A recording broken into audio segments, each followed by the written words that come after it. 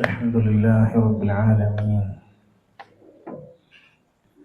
والعاقبة للمتقين ولا عدوان إلا على الظالمين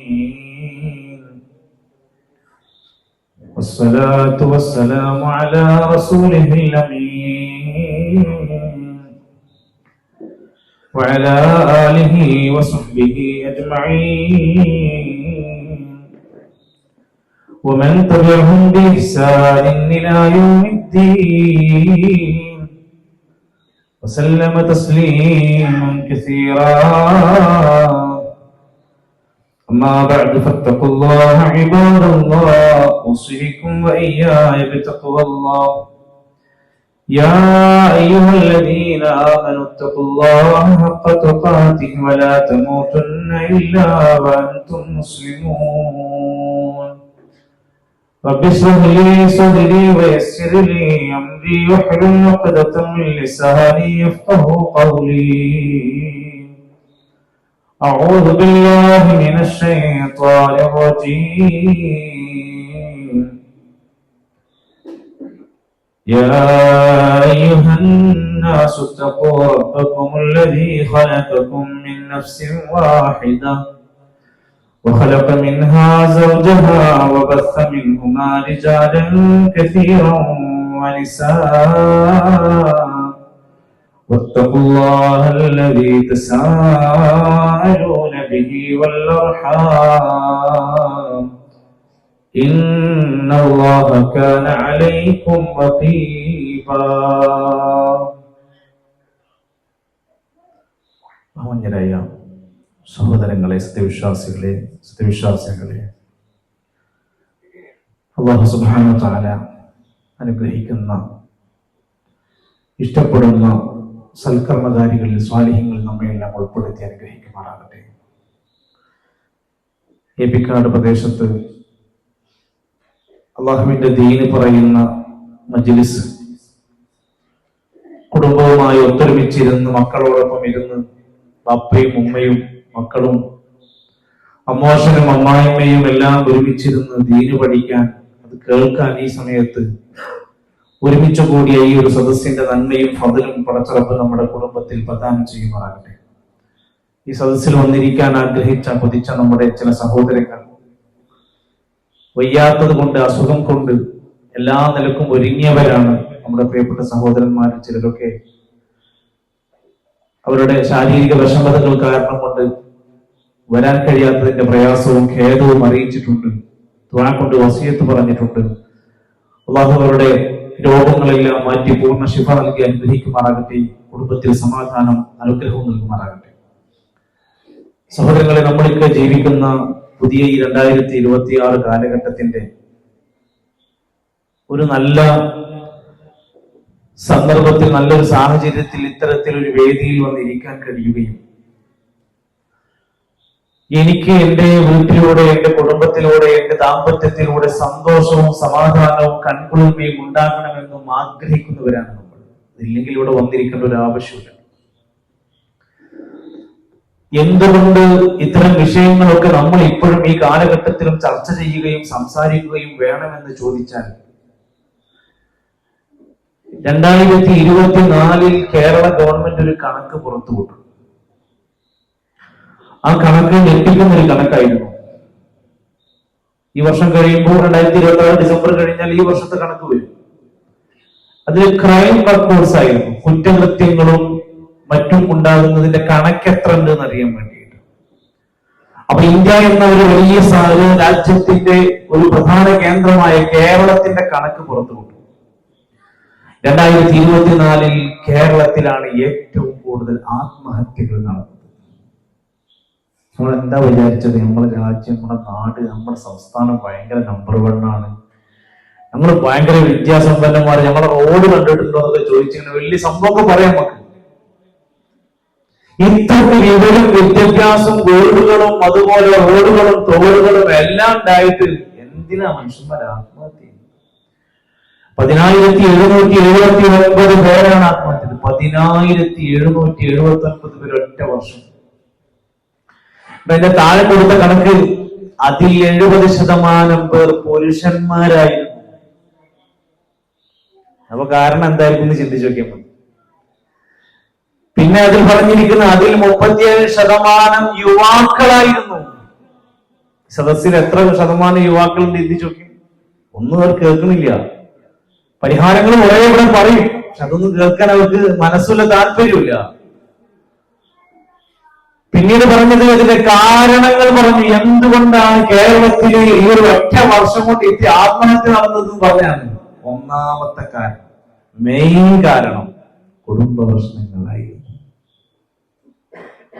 ആത്മഹത്യ ചെയ്യാൻ വേണ്ടി പറഞ്ഞതല്ല, ചെയ്തതിന്റെ കാര്യമല്ല. ആത്മഹത്യ ഒന്നിനും പരിഹാരമല്ല, ഒരു പരിഹാരമല്ല. തൊട്ടടുത്ത സെക്കൻഡിൽ ചിലപ്പോൾ പ്രശ്നം സോൾവ് ചെയ്യപ്പെടും, അപ്പോഴത്തേക്കും ആളെ ജീവൻ പോയിട്ടുണ്ടാവും. പരീക്ഷന്റെ റിസൾട്ട് വരാൻ പോകുന്നതിന് മുമ്പ് തോൽക്കുമെന്ന് ഭയന്ന് ആത്മഹത്യ ചെയ്തു 10ാം ക്ലാസ്സുകാരൻ. റിസൾട്ട് വന്നപ്പോ 4 A+, 3 A, 2 B. പരിഹാരപ്പെടുന്നുണ്ട്, പക്ഷെ ആളപ്പത്തിന് ആത്മഹത്യ ചെയ്തു. ഒന്നാമത്തെ കാരണം പറഞ്ഞിരിക്കുന്നത് ഏറ്റവും കൂടുതൽ പ്രശ്നമുണ്ടായത് കുടുംബ പ്രശ്നങ്ങൾ കൊണ്ടായിരുന്നു. രണ്ടാമത്തേത് ലഹരിയും വിഷാദ രോഗങ്ങളും കാരണമായിരുന്നു കേരളത്തിൽ ഏറ്റവും കൂടുതൽ ആത്മഹത്യ നടന്നത്. 3 തൊഴിലില്ലായ്മയും അനുബന്ധ പ്രശ്നങ്ങളുമായിരുന്നു. ഇങ്ങനെ താഴത്തേക്ക് ചെറിയ ചെറിയ പ്രശ്നങ്ങളൊക്കെ പറയുന്നുണ്ട്. അതുകൊണ്ട് ഈ വിഷയം എന്നത് കുടുംബവുമായി ബന്ധപ്പെട്ട് നമ്മുടെ ജീവിതത്തിലും നാട്ടിലും വീട്ടിലും ഉണ്ടാകേണ്ടുന്ന ചില അച്ചടക്കങ്ങൾ പഠിക്കണം നമ്മള്. അല്ലാഹു ദുനിയാവിൽ നമുക്ക് എന്തെല്ലാം സംവിധാനങ്ങൾ ഒരുക്കി തന്നു. 10 മഹത്തായ ദൃഷ്ടാന്തങ്ങൾ അല്ലാഹുവിന്റെ ഖുർആൻ പറയാണ്. അതെങ്കിലും ചിന്തിച്ചു നോക്കി, 10 മഹത്തായ ദൃഷ്ടാന്തങ്ങൾ. അമ്മയുടെ സാഹചര്യം എന്ന സുഹൃത്ത് ഉൾപ്പെടുത്തിയവരുടെ കുട്ടിയാകുന്ന ചെറുകാലത്ത് മദ്രസയിൽ പഠിച്ചതാണ്. അതിൽ പറയുന്നുണ്ട്,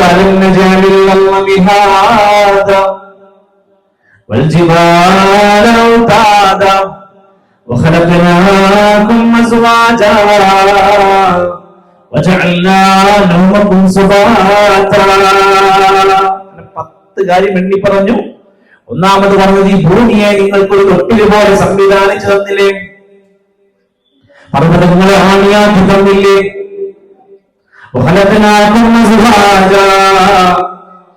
മനുഷ്യരെ നിങ്ങളെ ആണായി പെണ്ണായി ഇണകളാക്കി പടച്ചില്ലേ, അത് ദൃഷ്ടാന്തമാണ്. ആണിന് പറ്റുന്ന ശരീരം പെണ്ണിന് പറ്റുന്ന ഉൾക്കൊള്ളാൻ പറ്റുന്ന മനസ്സും കാഴ്ചപ്പാടുള്ള ഒരാണ്. അങ്ങനെ ഇപ്പൊ 2 പേർക്കും ഒരുമിച്ച് ജീവിക്കാൻ പറ്റുന്ന ഒരു വ്യവസ്ഥ. നിങ്ങൾക്ക് രാത്രി ഉറങ്ങാൻ വിശ്രമമാക്കി ഉറക്കത്തെ തന്നില്ലേ. ഉറങ്ങാൻ പറ്റില്ലെങ്കിൽ എന്തൊക്കെയാണ് രാത്രിയെ നിങ്ങൾക്കൊരു വസ്ത്രമാക്കി തന്നില്ലേ, പകലിൻ്റെതെല്ലാം മറച്ചു വെക്കാനൊരു രാത്രി.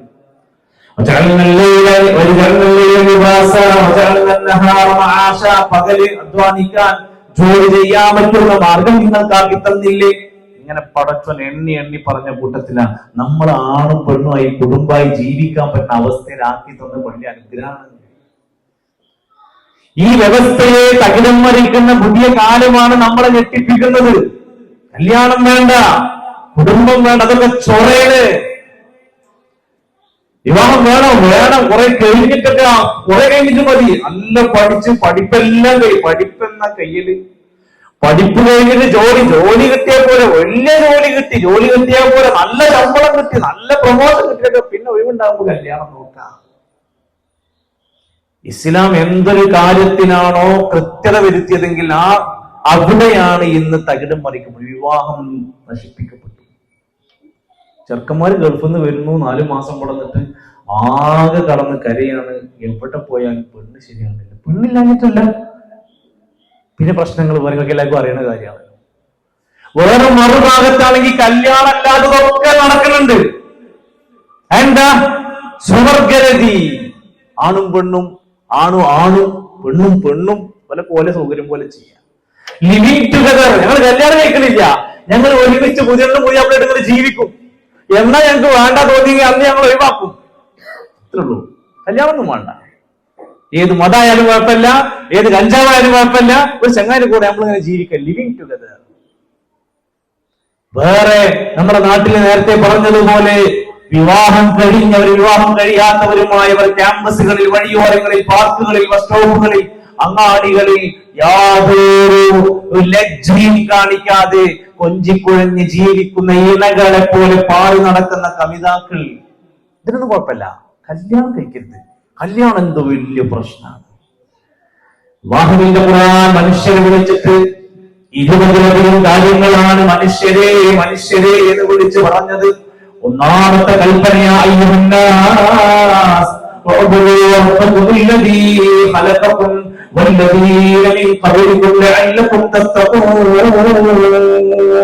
അല്ലാഹുവെ മാത്രം ആരാധിക്കണേ, നിങ്ങളെയും നിങ്ങളുടെ മുമ്പുള്ളവരെയും സൃഷ്ടിച്ച സൃഷ്ടാവായ ഏകനായ പടച്ചോനെ മാത്രം ആരാധിക്കണേ. ഒന്നാമത്തെ കൽപ്പന അതായിരുന്നു. 20ലേറെ ആയത്താണ് അങ്ങനെ വന്നിരിക്കുന്നത്. സൂറത്തുൽ നിസാഇന്റെ 1-ാമത്തെ ആയത്ത് കൊണ്ട് യാ അയ്യുഹന്നാസ്, മനുഷ്യരേ, ഇത്തഖൂ റബ്ബകുമുല്ലദീ ഖലഖകും മിൻ നഫ്സിൻ വാഹിദ, ഒരൊറ്റ ആത്മാവിൽ നിന്ന് നിങ്ങളെ പടച്ച റബ്ബിനെ നിങ്ങൾ സൂക്ഷിക്കണം. പടച്ചവനെ മറക്കരുത്, അല്ലാഹനെ മറന്ന് ജീവിക്കരുത്. അല്ലാഹനെ ഭയപ്പെട്ട് തഖ്വയിലായി അല്ലാഹു നൽകിയിട്ടുള്ള അനുഗ്രഹങ്ങൾ നന്ദി കാണിച്ചുകൊണ്ട് നിങ്ങൾ ജീവിക്കണം. ഏതാണ് റബ്ബ്? നിങ്ങളെ പടച്ചവനാണ്. ആണായി പെണ്ണായി പുരുഷന്മാരായി സ്ത്രീകളായി നിങ്ങളെ വ്യാപിപ്പിച്ചു പെരുകിപ്പിച്ചവനാണ് അവൻ. ആ റബ്ബിനെ നിങ്ങൾ ആരാധിക്കണം, അവനെ സൂക്ഷിക്കണം. നിങ്ങൾ അല്ലാഹനെ സൂക്ഷിക്കണേ.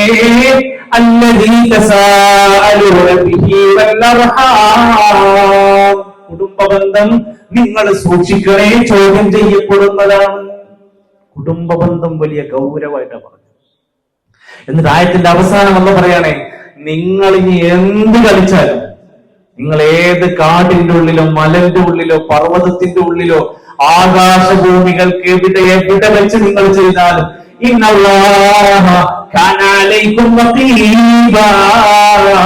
നിങ്ങളുടെ റബ്ബ് നിങ്ങളുടെ റഖീബായി നിരീക്ഷിച്ചുകൊണ്ടിരിക്കുന്നുണ്ട്.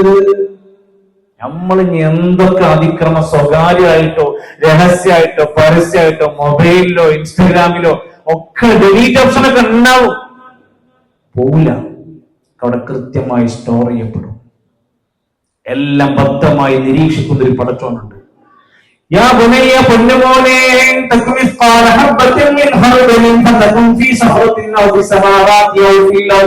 ആകാശത്തിലോ ഭൂമിയിലോ പാറക്കുള്ളിലോ എവിടെ നീ ഒളിപ്പിച്ചാലും അല്ലാഹ് അത് പുറത്തു കൊണ്ടുവരും. അല്ലാഹ് എല്ലാം സൂക്ഷ്മമായി നിരീക്ഷിച്ച് കഴിയുന്ന മനസ്സിലാക്കുന്നവനാണ്. ഇത് കുടുംബമായി ജീവിക്കുന്ന ആൾക്കാരൊക്കെ മനസ്സിലുണ്ടാവേണ്ട ഒന്നാണ്. എനിക്ക് എവിടെയും ഒളിമറകൾ ആവശ്യമില്ല, അങ്ങനെ കാര്യവുമില്ല എന്ന ബോധ്യം ഉണ്ടാവണം. അപ്പൊ കുടുംബബന്ധങ്ങൾ സൂക്ഷിക്കണേ എന്നുള്ള പ്രത്യേകമായ ഓർമ്മപ്പെടുത്തൽ നമ്മുടെ മുമ്പിലുണ്ടായിരുന്നു. അല്ലാഹുവിന്റെ ഖുർആൻ സൂറത്ത് അൻഫാലിന്റെ 75 അല്ലാഹുവിന്റെ രേഖയിൽ രക്തബന്ധമുള്ളവരാരൊക്കെണ്ടോ അവർക്ക് ഭയങ്കര അടുപ്പമുണ്ട്. വിവാഹബന്ധമുണ്ട്, രക്തബന്ധമുണ്ട്, മുലകുടി ബന്ധമുണ്ട്, അല്ലെ? അങ്ങനെ പല ബന്ധങ്ങൾ നമുക്കിടയിൽ. സൗഹൃദ ബന്ധമുണ്ട്. ഈ ബന്ധങ്ങളുടെ കൂട്ടത്തിലെ ഏറ്റവും വലിയ ബന്ധമാണ് രക്തബന്ധം. നമ്മളെ നാട്ടിൽ വിലയില്ലാതെ പോയ, അല്ലെ, സ്വന്തം ചോരക്ക് വിലയില്ലാതെ പോയ കാലഘട്ടത്തിനാണ് ഉമ്മാനെ കൊല്ലുന്ന മക്കള്, മക്കളെ കൊല്ലുന്ന ഉമ്മ, ഭാര്യയെ കൊല്ലുന്ന ഭർത്താവ്, ഭർത്താവിന് വിഷം കൊടുത്തു കൊല്ലുന്ന പിന്നെ ഭാര്യ. എന്തൊക്കെ നോക്കി ഏറ്റവും അടുത്ത ബന്ധമായി സൂക്ഷിച്ചത് സത്യവിശ്വാസികളാവുകയും ഹിജറ പോവുകയും ചെയ്തവർ, നിങ്ങളുടെ കൂടെ ജിഹാദ് ചെയ്തവർ, അവർ നിങ്ങളുടെ കൂട്ടത്തിലെ രക്തബന്ധമുള്ളവരായ കുടുംബ ബന്ധുക്കളായ ആളുകൾ, അവരാണ് ഏറ്റവും പ്രധാനപ്പെട്ട ആളുകൾ. അതുകൊണ്ട് മനുഷ്യന്മാര് ബന്ധങ്ങളെ മുറിക്കാതിരിക്കാൻ ശ്രദ്ധിക്കണം. ഒന്നാമത് പഠിപ്പിക്കേണ്ട അതാണ്, കുടുംബ ബന്ധങ്ങൾ മുറിയാതെ സൂക്ഷിക്കണം. എന്റെ ഒരു വാക്ക്, എന്റെ ഒരു പ്രവർത്തനം, എന്റെ ഒരു പെരുമാറ്റം, എന്റെ വീട്ടിലെ ഒരു കല്യാണം, എന്റെ വീട്ടിലെ ഒരു പ്രോഗ്രാം, എന്റെ കുടുംബങ്ങളെ മൊത്തം മുറിക്കുന്ന ഒന്നായി മാറരുത്. കുടുംബബന്ധം മുറിക്കുന്നത് ഗൗരവത്തോടെ കാണണം. അല്ലാഹുവിന്റെ ഖുർആൻ മറ്റൊരായത്തിൽ ഉപയോഗിച്ച വാക്കും അത് തന്നെയാണ്.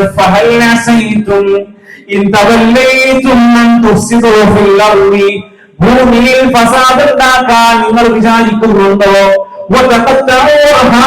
കുടുംബബന്ധങ്ങളൊക്കെ മുറിക്കണമെന്ന് നിങ്ങൾ വിചാരിക്കുന്നുണ്ടോ?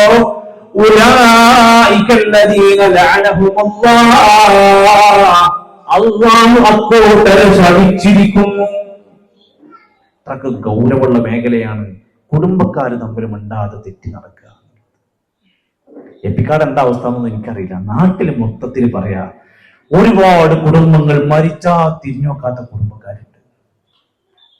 എന്ത് സംഭവിച്ചാലും ഒരു വരില്ല, ഒരു വിട്ടുവീഴ്ചക്കും തയ്യാറല്ല. ഞങ്ങൾ ഈ കാരണങ്ങളൊക്കെ ചോദിച്ചോക്കി.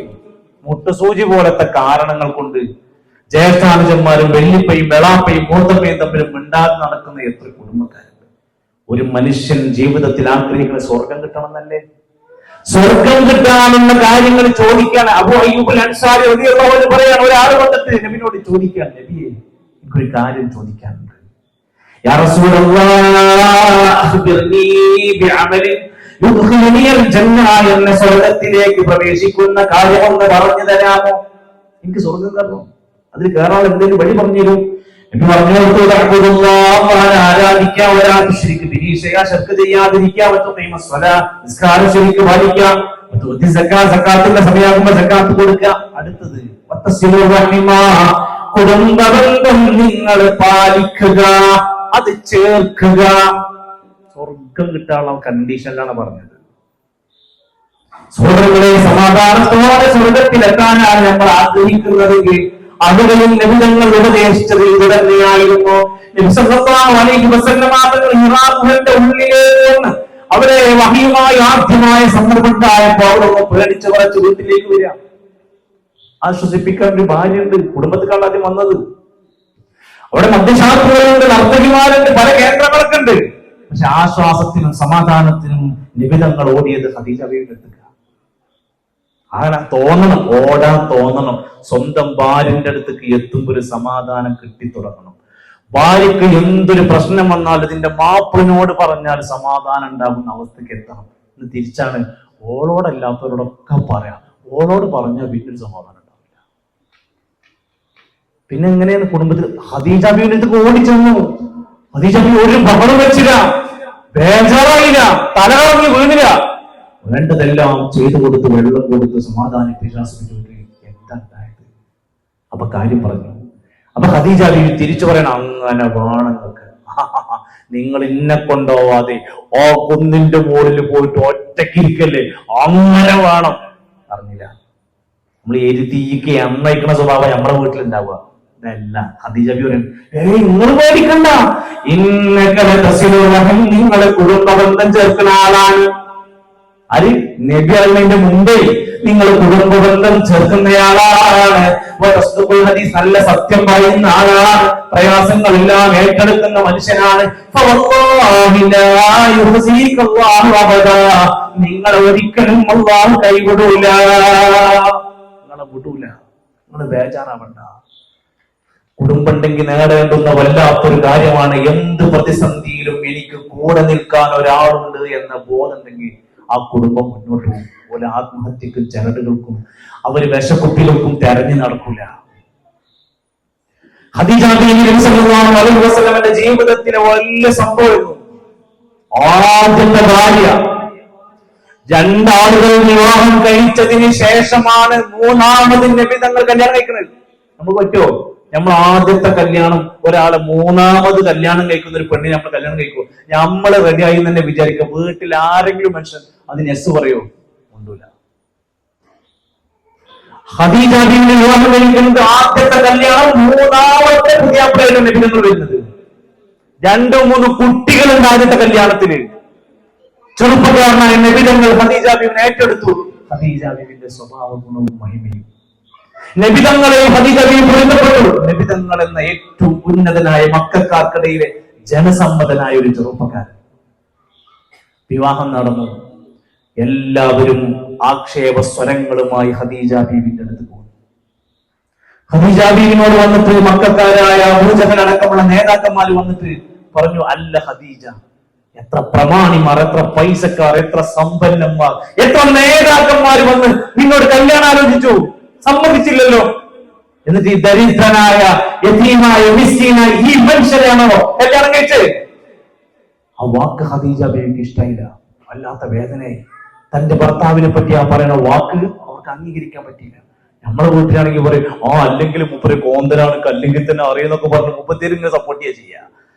പക്ഷെ ഖദീജ ബീവിനെ പറ്റി ഖദീജ ബീവി വാക്ക് കേട്ടപ്പോൾ, നബി തങ്ങളെ പറ്റി പറഞ്ഞപ്പോ അത് സഹിച്ചില്ല. ഖദീജ ബീവി വീടിന്റെ അകത്ത് പോയിട്ട് ഉണ്ടായിരുന്ന സ്വർണവും സമ്പത്തും എടുത്തിട്ട് നബി തങ്ങളുടെ കയ്യിൽ പരസ്യമായിട്ട് ഇതോടെ കയ്യിൽ നോക്കി. ഖുറൈശികളെ കണ്ടോളിൽ, എന്റെ ഭർത്താവ് ഇന്നലെ വരെ ഉള്ള ആളല്ല, ഇന്ന് മുതൽ സമ്പന്നനാണ്, എന്റെ സമ്പത്തിന്റെ അവകാശിയാണ്. ഇനി ഒരിക്കൽ നിങ്ങളുടെ നാവ് കൊണ്ട് അദ്ദേഹത്തെ ദരിദ്രൻ വാക്ക് വിളിക്കരുത്, നിങ്ങൾ അല്ലാത്തൊരു കാര്യം. അങ്ങനെ ഇരിക്കെയാണ് ഇസ്ലാമികമായി വഹിയുമായി വരുന്നത്. അന്ന് ആശ്വാസത്തിന്റെ വാക്ക് കൊടുത്തു. ജിബ്രീൽ അലൈഹിസ്സലാത്തു വസ്സലാമിന്റെ വഹിയുമായി വന്ന സന്ദേശം പറഞ്ഞു കൊടുത്തു. ഫസ്റ്റ് വിശ്വസിച്ചു. ഏത് ഘട്ടത്തിൽ തുടങ്ങുന്നു? ഇസ്ലാമിക പ്രബോധനം ആരംഭിച്ചു. മക്കയിൽ ഒരുപാട് പ്രതിസന്ധികൾ രൂക്ഷമായി, പരസ്പരം മിണ്ടാതെയായി, ഭക്ഷണം കൊടുക്കാതെയായി, വെള്ളം തടഞ്ഞു വെച്ചു. രണ്ടുപേരും ഒരു കുന്നിന്റെ മുകളിൽ, ശഅബു അബീ ത്വാലിബ് എന്ന കുന്നിന്റെ മുകളിൽ രണ്ടാളും പോയി താമസിക്കേണ്ടി വന്നു. ആര്? സമ്പന്നയായിരുന്ന ഖദീജ ബീവി നബിന്റെ കൂടെ ഒരു മലന്റെ മുകളിൽ ഒരു കാട്ടിനുള്ളിൽ താമസിക്കാൻ പറഞ്ഞമായി പുറത്തിറങ്ങാതെ 3 കൊല്ലം താമസിച്ചു. നമ്മളെ ഭാര്യമാരുടെ തറവാട്ടിന്ന് വാടക വീട്ടിലേക്ക് പോയാൽ എന്തൊക്കെ അവസ്ഥ ചിന്തിച്ചു നോക്കി. നല്ല വീടാണ്, കുഴപ്പമൊന്നുമില്ല, ഒരു വാടക വീട്. ഖദീജ ബീവിയും കൂടെ പോകാണ് ഈ വീട്ടിലേക്ക്, മലന്റെ മുകളിലേക്ക്. വെള്ളവും ഭക്ഷണവും കിട്ടുന്നത് അവര് പച്ചിലകൾ തിന്ന് ജീവിക്കാണ്. മക്കാർ ആട്ടി ഓടിച്ചിരിക്കാണ്. 3 കൊല്ലം ബഹിഷ്കരണങ്ങൾ സഹിച്ച് ആ കുന്നിന്റെ മുകളിൽ ജീവിക്കും. ഒരിക്കലെങ്കിലും നിങ്ങളെ കിട്ടിയതുകൊണ്ടാണ് എനിക്ക് എല്ലാ പ്രശ്നം ഉണ്ടായത് അറിയില്ല. നമ്മളെ വീട്ടിൽ അങ്ങനെ എന്തുണ്ടായാലും ഫസ്റ്റ് അവിടേക്ക് വരിക. അല്ലെങ്കിൽ എത്ര ആൾക്കാർ പെണ്ണാണോ വന്നത്, അവസാനം നിങ്ങളെ മേത്താണല്ലോ ഞാൻ കുടുങ്ങി പോയത് എന്ന് തന്നെ പറയാം. അത് പരിഹാരം ഉണ്ടാവുമോ? അതുകൊണ്ട് പരിഹാരം ഉണ്ടാവുമോ?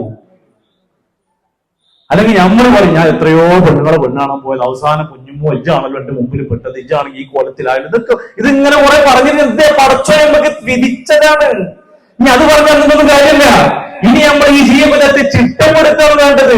ഖദീജ ബീവി നബി സല്ലല്ലാഹു അലൈഹി വസല്ലമക്ക് സാന്ത്വനമായി ഒരു വാക്ക് പോലും മറുവാക്ക് പറഞ്ഞ് പ്രയാസപ്പെടുത്തിയില്ല.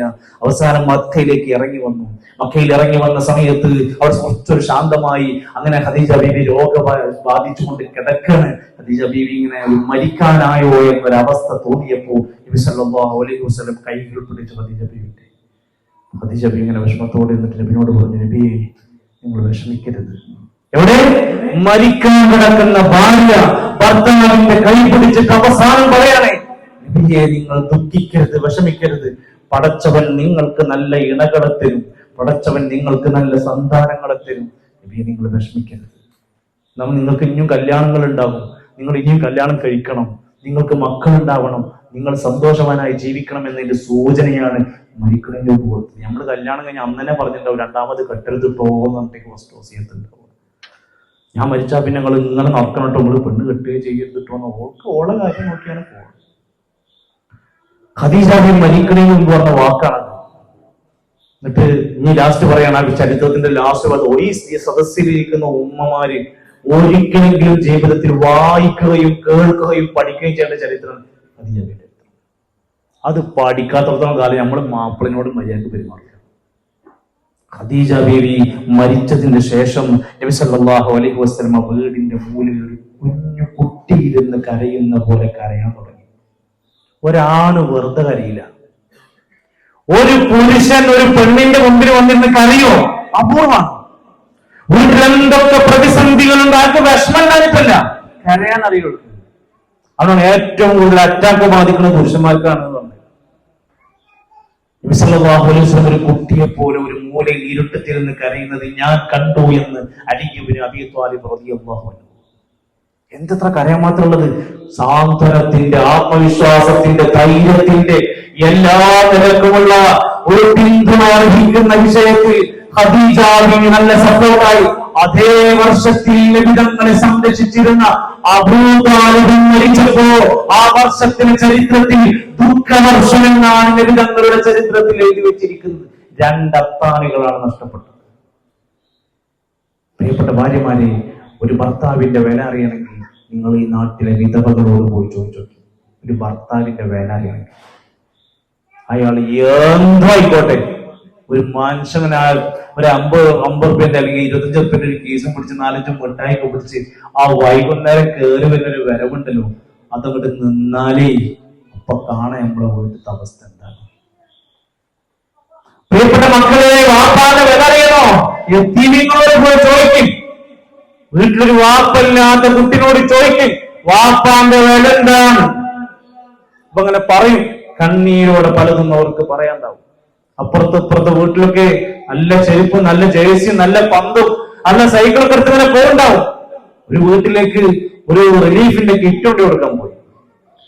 അപ്പൊ ഒരു ഉസ്താദിന്റെ വീടാണ്. ഉസ്താദ് മരിച്ചിട്ടുണ്ട് എന്നുള്ളത് അറിയുകയും ചെയ്തു. നമ്മൾ ആശയപരമായിട്ട് നമ്മുടെ ഭാഗത്തൊന്നുമല്ല, വേറൊരു പ്രസ്ഥാനക്കാരനാണ്. പക്ഷെ അങ്ങനെ കുടുംബം വലിയ പ്രയാസത്തിലാണെന്നുള്ള വിഷയം കിട്ടിയിട്ട് അങ്ങനെ മുമ്പിൽ കൊടുക്കാൻ വേണ്ടി ഏൽപ്പിച്ചത്. പോയി ബെല്ലടിച്ചപ്പോ ആദ്യം വന്നത് ആ വീട്ടിൽ ഏറ്റവും ചെറിയ കുട്ടിയാണ്. 5 വയസ്സിന്റെ താഴെ പ്രായമാണ്. ഒരു ട്രൗസർ ഇട്ട് ഷർട്ടില്ലാതെ വന്നു. ഉമ്മണ്ട് എവിടെയെന്ന് ചോദിച്ചു. കുട്ടിന്റെ ഉമ്മയും അതിന്റെ മൂത്ത ജ്യേഷ്ഠത്തെയൊക്കെ പടർന്നു. 3-4 കുട്ടികളുണ്ട്. ശരിക്ക് അരിഭക്ഷണം അല്ലെ, ഭക്ഷണം കഴിക്കാനുള്ള അരിയോ മറ്റു സാധനമോ ഇല്ലാത്തതുകൊണ്ട് ഒരപേക്ഷ കൊടുത്തിട്ടാണ് സഹായിക്കാൻ പറ്റുമോ എന്ന് വെച്ചിട്ട്. വാപ്പുള്ള കാലത്താണെങ്കിൽ വാപ്പ എല്ലാ നിലക്കും എവിടുന്നെങ്കിലും അധ്വാനിച്ചു വരും. ഞാൻ ആദ്യം സൂചിപ്പിച്ചത് കുടുംബ ബന്ധങ്ങൾ ചേർക്കുക, അതിൽ തന്നെയും ദാമ്പത്യത്തിലും വിവാഹത്തിലുമുള്ള ശ്രദ്ധ ഉണ്ടാവുക, കുടുംബ ബന്ധങ്ങൾ വിച്ഛേദിക്കാവുന്ന സാഹചര്യങ്ങൾ നമ്മൾ പരമാവധി ഒഴിവാക്കുക. അള്ളാഹുവിന്റെ സ്വർഗം നേടണമെന്ന് ആഗ്രഹിക്കുന്നവരൊക്കെ കുടുംബ ബന്ധത്തിന്റെ കാര്യത്തിൽ ഗൗരവം കാണുക. ഒരാൾക്ക് പരലോക വിശ്വാസമുണ്ടോ, അള്ളാഹുവിലും പരലോകത്തിലും വിശ്വാസമുണ്ടോ, അവർ കുടുംബ ബന്ധം ചേർക്കട്ടെ. മറ്റൊരുപാട് ഹദീസുകൾ കാണാൻ സാധിക്കും. നാളെ അള്ളാഹുവിന്റെ കോടതിയിൽ ഒരു മനുഷ്യന്റെ കർമ്മങ്ങൾ സ്വീകരിക്കണോ, കുടുംബ ബന്ധം ചേർത്തോനായിരിക്കണം. നല്ല നിസ്കാരാണ്, അമ്മായിമാരോട് മുട്ടൂല. നല്ല നിസ്കാരം നിൽക്കും. 2 ഹജ്ജ് ഉംറയൊക്കെ കഴിഞ്ഞിരിക്കണു. അപ്പുറത്തെ വീട്ടിലെ എളാമ്പാനും യാതൊരു കണക്ഷനും ഇല്ല. നല്ല സൂക്ഷിച്ചോളിയും. അപകടത്തിന്റെ വലിയ മേഖലയാണ്.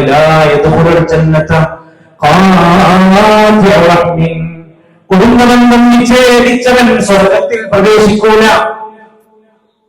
എന്റെ ഉമ്മത്തിലെയാണ് എന്റെ മനുഷ്യ സന്താനങ്ങളിൽ അവർ ചെയ്യുന്ന പ്രവർത്തനങ്ങളെല്ലാം അവർ സ്വീകരിക്കുന്നതും പ്രദർശിപ്പിക്കപ്പെടുന്നതും എല്ലാ വ്യാഴാഴ്ചകളിലും ഉണ്ടല്ലോ.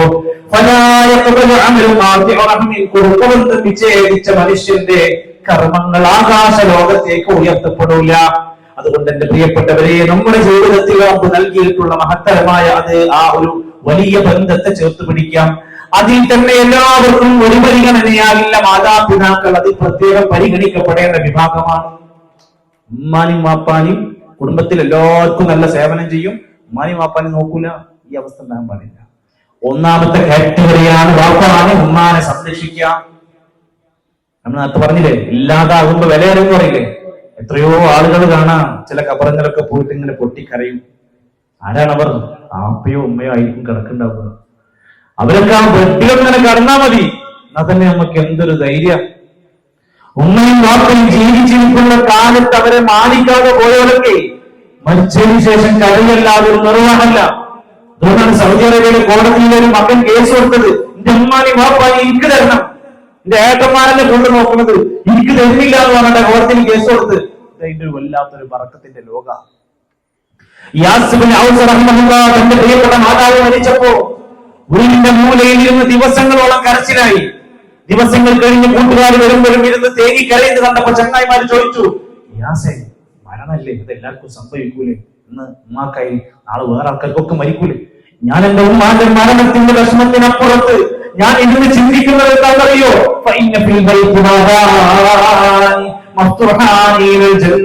സ്വർഗത്തിലേക്ക് തുറക്കപ്പെട്ട 2 വാതിലുകളായിരുന്നു എന്റെ ഉമ്മയും വാപ്പയും. ഇപ്പോ ഒരു വാതിൽ അടച്ചിടപ്പെട്ടിരിക്കുകയാണ്. ഇനി വാപ്പ കൂടിയുള്ളൂ, ഒരു വാതിൽ അടഞ്ഞു, എനിക്കൊരു വാതിലുള്ളൂ. എന്റെ സ്വർഗം കിട്ടാൻ ഇനി എനിക്കൊരു വാതിലുള്ളൂ എന്ന് ആലോചിച്ചാണ് ഞാൻ ഇവിടെ വിഷമിച്ചിരിക്കുന്നത്. മരണം മാത്രമല്ല ഞാൻ ചിന്തിക്കുന്നത്. അപ്പൊ നമ്മൾ ചിന്തിക്കണം, ഇന്ന് നമ്മളെ വീട്ടിലിരിക്കുന്ന 2 ആൾക്കാര് നമ്മളെ സ്വർഗം കിട്ടുന്നതിന്റെ കാരണക്കാരാണ്. ഇനി നോക്കാൻ എന്താ ബുദ്ധിമുട്ട്? ചിലപ്പോ അവരേക്കുള്ള വല്ലതും തുപ്പകൾ കേൾക്കും, ചീത്ത കേൾക്കും, ബഹളങ്ങൾ ഉണ്ടാകും, ചിലപ്പോൾ ഭാര്യയോട് പ്രശ്നങ്ങൾ ഉണ്ടാകും. അതൊന്നും ഒരു കാരണമല്ല. അവരോട് നമ്മുടെ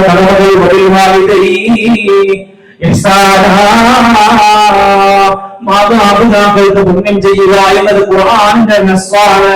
അവർ വാർദ്ധക്യത്തിലെത്തിയാൽ പ്രത്യേകിച്ചും അവരോടൊരു കാരുണ്യവും ദീനും നമ്മൾ കാണിക്കേണ്ടതാണ്. അള്ളാഹുവിനോട് അടുപ്പം കാണിച്ചത് ശേഷം പിന്നെ ഖുർആൻ പറയാറുള്ളത് മാതാപിതാക്കൾക്ക് പുണ്യം ചെയ്യണമെന്നാണ്. മഹാനായ ഇബ്നു അബ്ബാസ് റളിയല്ലാഹു അൻഹു പറയാറുണ്ട്, എങ്ങനെയാണ് വാപ്പാനോട് ഉമ്മാനോട് പെരുമാറേണ്ടത്. ഒരു കുട്ടികളൊക്കെ പഠിക്കണം കേട്ടോ, അവർക്ക് അറിയില്ല. നമ്മുടെ നാട്ടിൽ ഇപ്പൊ ജീവിക്കുന്ന തലമുറ എന്ന് പറഞ്ഞാല് ഒന്ന് ഇവിടുത്തെ കാരണന്മാരാണ്. ഓരോ പ്രത്യേകത എന്താ, ഒരു തീയിലാണ് മുളച്ചിരിക്കുന്നത് എന്ന് പറഞ്ഞാല് അധ്വാനിച്ച് കഷ്ടിച്ച് കഞ്ഞിയും കപ്പയും ചക്കയും തിന്ന് ജീവിച്ചൊരു കാലം ഉണ്ടായിരുന്നു. അതിപ്പോ പേരക്കുട്ടിയോട് പറഞ്ഞാൽ അവര് പറയും, നിങ്ങൾ വല്ലാത്ത തള്ളാണല്ലോ, നിങ്ങൾ വല്ലാത്ത വെറുപ്പിക്കലാണല്ലോ എന്നൊക്കെ പറയും. ഓർക്കെന്ത് പൂള, ഓർക്കെന്ത് ചക്ക, ഓർക്കതൊന്നും കേറൂല. അധ്വാനിച്ച് കഷ്ടപ്പെട്ട് ജീവിച്ച ഒരു തലമുറ. മറ്റൊരു വിഭാഗം തലമുറ എന്ന് പറഞ്ഞാൽ എന്റെ പ്രായക്കാരായ ആൾക്കാർക്കുണ്ടാവും. ഒരു കഷ്ടപ്പെട്ട ആൾക്കാരെ കണ്ട് ജീവിച്ച ആൾക്കാരാ കുറച്ചൊരു ബേജാറൊക്കെ ഉണ്ടാവും. ഒരു പൈസ ചെലവാക്കിനോടത്തും ടൂർ പോവുകയാണെങ്കിലും ഒരു കല്യാണം നടത്തുമ്പോഴൊക്കെ ചെറിയൊരു ബേജാറുള്ള ആൾക്കാരുണ്ടാവും. മൂന്നാമത്തെ ഒരു ടീമുണ്ട് നമ്മുടെ മക്കള്, നമ്മുടെ 20 വയസ്സിന്റെ താഴെയുള്ള നമ്മുടെ കുട്ടികൾ.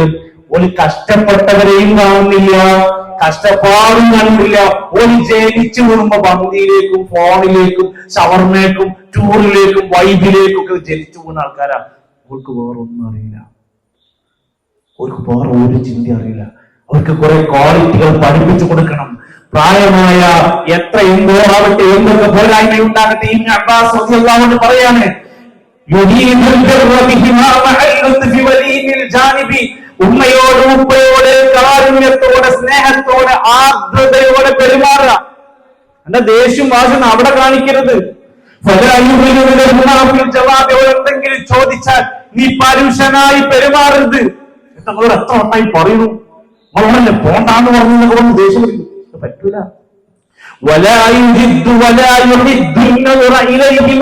തൂറിപ്പിച്ചൊരു നോട്ടം പോലും നോക്കരുത്, തൂറിപ്പിച്ചൊരു നോട്ടം പോലും നോക്കരുത്. അവരുടെ ശബ്ദത്തെക്കാൾ ഉച്ചത്തിൽ ശബ്ദം ഉണ്ടാക്കരുത്. ഓടി എന്താണോ ഇരിക്കുന്ന സദസ്സിൽ നമ്മൾ എനിക്ക് വലിയ വാഹനം ഉണ്ടാക്കാൻ പാടില്ല, ശബ്ദം നിയന്ത്രിക്കണം.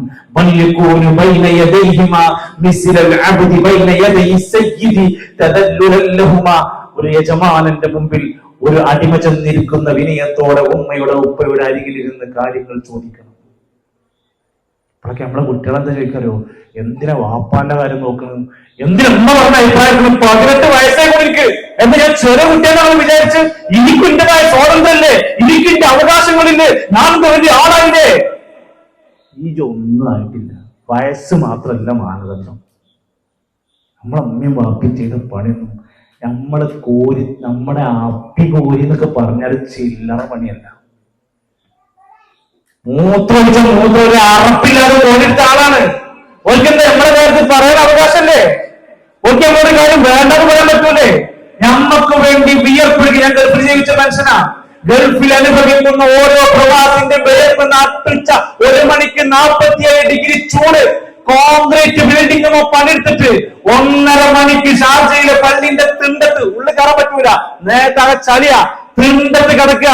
മലയാളികളായ ചെങ്ങന്മാരോട് ചോദിച്ചു, എന്താണ് നിങ്ങൾ ഇങ്ങനെ എപ്പോഴും ഈ ഒരു കഷ്ടപ്പാടൊക്കെ എന്താ ചെയ്യും? 1 മണിക്കൂർ ബ്രേക്ക് കിട്ടും, കുടുംബം ജീവിക്കണ്ടേ?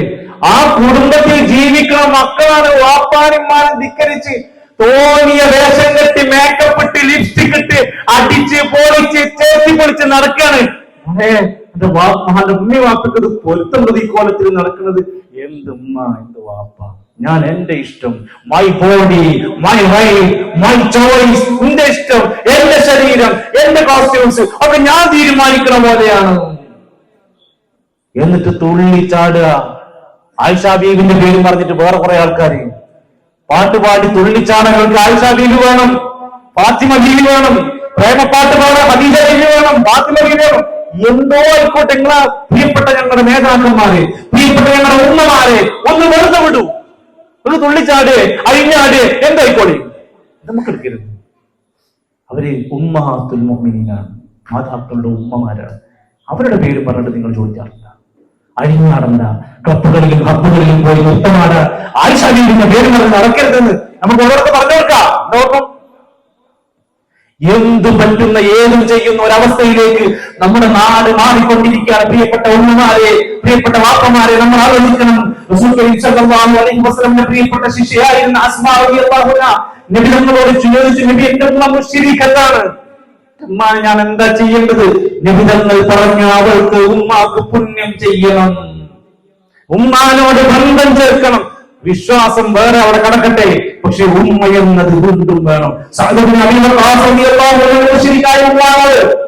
നിബിധങ്ങൾ പറഞ്ഞിട്ടുണ്ട്, അവർക്ക് പുണ്യം ചെയ്യണം, ദുനിയാവിന്റെ കാര്യത്തിൽ അവരെ സഹായിക്കണം. എങ്കിൽ നമസ്കരിക്കുന്ന മുസ്ലിമായ ഉമ്മാനോട് ഉപ്പാനോട് എങ്ങനെയാണ് ബന്ധം കുറിക്കാൻ പറ്റുക? വളരെ നല്ല പെരുമാറ്റത്തോടെ അവരോട് പെരുമാറണം. സല്ലല്ലാഹു അലൈഹി വസല്ലം ഒട്ടനേകം ഹദീസുകളിലൂടെ നമ്മളെ പഠിപ്പിക്കുന്നുണ്ട്. ഒരു മനുഷ്യന്റെ പാപമോചനത്തിന് വേണ്ടി ഒരു സ്വഹാബി വന്ന് ചോദിക്കാണ്, ഞാൻ ഒരുപാട് തെറ്റ് ചെയ്തു, വലിയ തെറ്റൊക്കെ ചെയ്ത ഒരാളാണ് നബിയെ, എനിക്ക് എനിക്ക് തൗബ കിട്ടുമോ? എന്റെ പാപങ്ങൾ പൊറുക്കപ്പെടുമോ? നബി തങ്ങൾ ചോദിച്ചു, നിന്റെ ഉമ്മയോ നിന്റെ വാപ്പയോ നിന്റെ ഉമ്മ പ്രത്യേകിച്ച് ഉമ്മ ജീവിച്ചിരിപ്പുണ്ടോ? ഒരു ചോദ്യം ചോദിച്ചു. അദ്ദേഹം പറഞ്ഞു, ഇല്ല നബി, ഞാനൊരു വലിയ തെറ്റ് ചെയ്തു, എനിക്ക് തൗബ ഉണ്ടോ എന്ന് ചോദിച്ചപ്പോൾ നബി തിരിച്ചു ചോദിച്ചത് ഉമ്മ ഉണ്ടോ എന്ന് ചോദിച്ചത്. എന്നർത്ഥം ഉമ്മ ഉണ്ടെങ്കിൽ ഉമ്മാക്ക് ഹിദമത്ത് ചെയ്ത മോനെ എത്ര വലിയ പാപങ്ങളും കഴുകിക്കളയാനുള്ള വഴിയാണ്. അപ്പൊ അദ്ദേഹം ഉമ്മ ഇല്ല എന്ന് പറഞ്ഞു. അടുത്ത ചോദ്യം എന്താണെന്നറിയോ? ഉമ്മാന്റെ അനിയത്തിമാരോ ഏട്ടത്തിമാരോ ഉണ്ടോ? ഓരോടാണ് നമ്മൾ ഉച്ചം കളിച്ച് നടക്കുന്നത്, ഓരോടാണ് നമ്മൾ തമ്മിൽ തെറ്റി നടക്കുന്നത്. അപ്പൊ ആ സമയത്ത് നബി തങ്ങളുടെ ഈ ശിഷ്യം പറയാണ്, ഉണ്ട്, എനിക്കൊരു ഹാലുണ്ട്, ഉമ്മാക്കൊരു സഹോദരിയുണ്ട്. ഇത് കേട്ടപ്പോ നബി തങ്ങൾ പറഞ്ഞു, ഉമ്മാന്റെ ഏട്ടത്തിക്ക് അനിയത്തിക്ക് പുണ്യം ചെയ്തോ, തൗബക്ക് പരിഹാരാണ്. ഉമ്മാന്റെ ഏട്ടത്തിമാരോട് അനിയത്തിമാരോട് ഇവരെ പുണ്യം ചെയ്ത വമ്പിച്ച കൂലിയാണെങ്കിൽ ഉമ്മാനോട് എന്തേക്ക് അവസ്ഥ? ഇനി നമ്മുടെ ഭാര്യ അതിനെതിർക്കുന്നു, എന്താ ചെയ്യാ? ഓളോട് കുറച്ച് കാര്യം പറഞ്ഞു പഠിപ്പിച്ചു കൊടുക്കാം. എന്റെ സ്വർഗത്തിന്റെ കാര്യം, എന്റെ ഒന്നും ഞാൻ കളയൂല, അണക്ക് കിട്ടേണ്ടതൊന്നും പോകില്ല, പക്ഷെ എന്റെ ഉമ്മാന്റെ കാര്യത്തിൽ നീ എന്നെ ശല്യം ചെയ്യരുത്. അത് ഉമ്മമാര് പെണ്ണുങ്ങൾ കുറച്ചൊക്കെ സ്വാർത്ഥത വെടിയേണ്ട ഒരു മേഖലയാണ്. ആ മനുഷ്യന്റെ ഉമ്മയും ബാപ്പയും നമുക്കൊക്കെ ഒരു ഉമ്മയും ബാപ്പ ഉണ്ടല്ലോ, അതേപോലെ ആ മനുഷ്യന്റെ ഉമ്മയും ബാപ്പയാണ്. അവരൊക്കെ ഒന്ന് പരിഗണിക്കാനും സ്നേഹിക്കാനും അയാളിലൂടെയാണ്, ആ ഉമ്മാന്റെയും ബാപ്പാന്റെയും മകനെയാണ് നമുക്ക് ഭർത്താവായിട്ട് കിട്ടിയത്. അങ്ങനെ മനസ്സിലാക്കാൻ നമുക്ക് കഴിയണമെന്നാണ് എനിക്ക് പറയാനുള്ളത്. അതോടൊപ്പം മഹാനായ നബി കരീം സല്ലല്ലാഹു അലൈഹി വസല്ലം അവിടുന്ന് ധാരാളം സന്ദർഭങ്ങളിൽ ഓർമ്മപ്പെടുത്തിയ സംഭവങ്ങൾ കാണാൻ സാധിക്കുന്നു. ഹാരിസ് ഇബ്നു ഉമ്മാർ റളിയല്ലാഹു അൻഹുവിന്റെ പാരായണം നബി സല്ലല്ലാഹു അലൈഹി വസല്ലം സ്വർഗ്ഗത്തിൽ കേട്ടു. എന്തായിരുന്നു അദ്ദേഹത്തിന് സ്വർഗ്ഗത്തിലെത്താനുള്ള കാരണം? ഉമ്മയോടുള്ള അദ്ദേഹത്തിന്റെ സ്നേഹവാത്സല്യങ്ങളായിരുന്നു. പ്രയാസത്തിന്റെ മേൽ പ്രയാസം സഹിച്ചുകൊണ്ട് ജീവിച്ചവരാണ്. അവരെ പരിഗണിക്കാൻ പറഞ്ഞു. നബി സല്ലല്ലാഹു അലൈഹി വസല്ലം ഒരിക്കൽ പറഞ്ഞു, ഏറ്റവും വലിയ മഹാപാപം ഇറങ്ങിയപ്പോ അൽ-ഇശ്റാഖു ബില്ലാഹ്, അല്ലാഹുവിൽ ശിർക്ക് ചെയ്യുന്നത്, വഉഖൂഖുൽ വാലിദൈൻ, രണ്ടാമത് മാതാപിതാക്കളെ അനുസരിക്കുന്നതിൽ ലംഘനം വരുത്തുന്നത്. ശിർക്ക് കഴിഞ്ഞാലുള്ള മഹാപാപത്തിൽ എണ്ണിയ ഹദീസുണ്ട്. മൂന്നാമത്തേത് കൊലപാതകം എണ്ണിയിട്ടുണ്ട്. നാലാമത്തേത് കള്ളസാക്ഷ്യം എഴുതപ്പെട്ടിട്ടുണ്ട്. അതുകൊണ്ട് മനുഷ്യന്മാരെ, എല്ലാ കാര്യത്തിലും നമ്മൾ നടപടി സ്വീകരിക്കുന്നത് പോലെ ഈ വിഷയത്തിൽ ചെറുതായി കാണരുത്. ഉലമാക്കന്മാര് പറയാറുണ്ട്, ഏതൊരു പാപം ചെയ്താലും ചിലപ്പോൾ അതിന്റെ പാപഭാരം ശിക്ഷ ലഭിക്കണേ കുറെ കഴിഞ്ഞായിരിക്കും.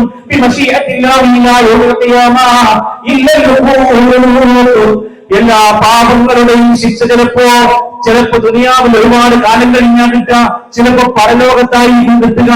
ഇല്ലല്ലോ ഒന്നൊക്കെ മാതാപിതാക്കളെ ധിക്കരിക്കുന്നതിന് ഒഴികെ അത് പെട്ടെന്ന് കിട്ടും. അത് സഡൻ ആക്ഷനേക്കും കിട്ടുക. എങ്ങനെ സംഭവിക്കാമെന്ന് ഒരിക്കലും നമുക്ക് പ്രവചിക്കാൻ കഴിയില്ല.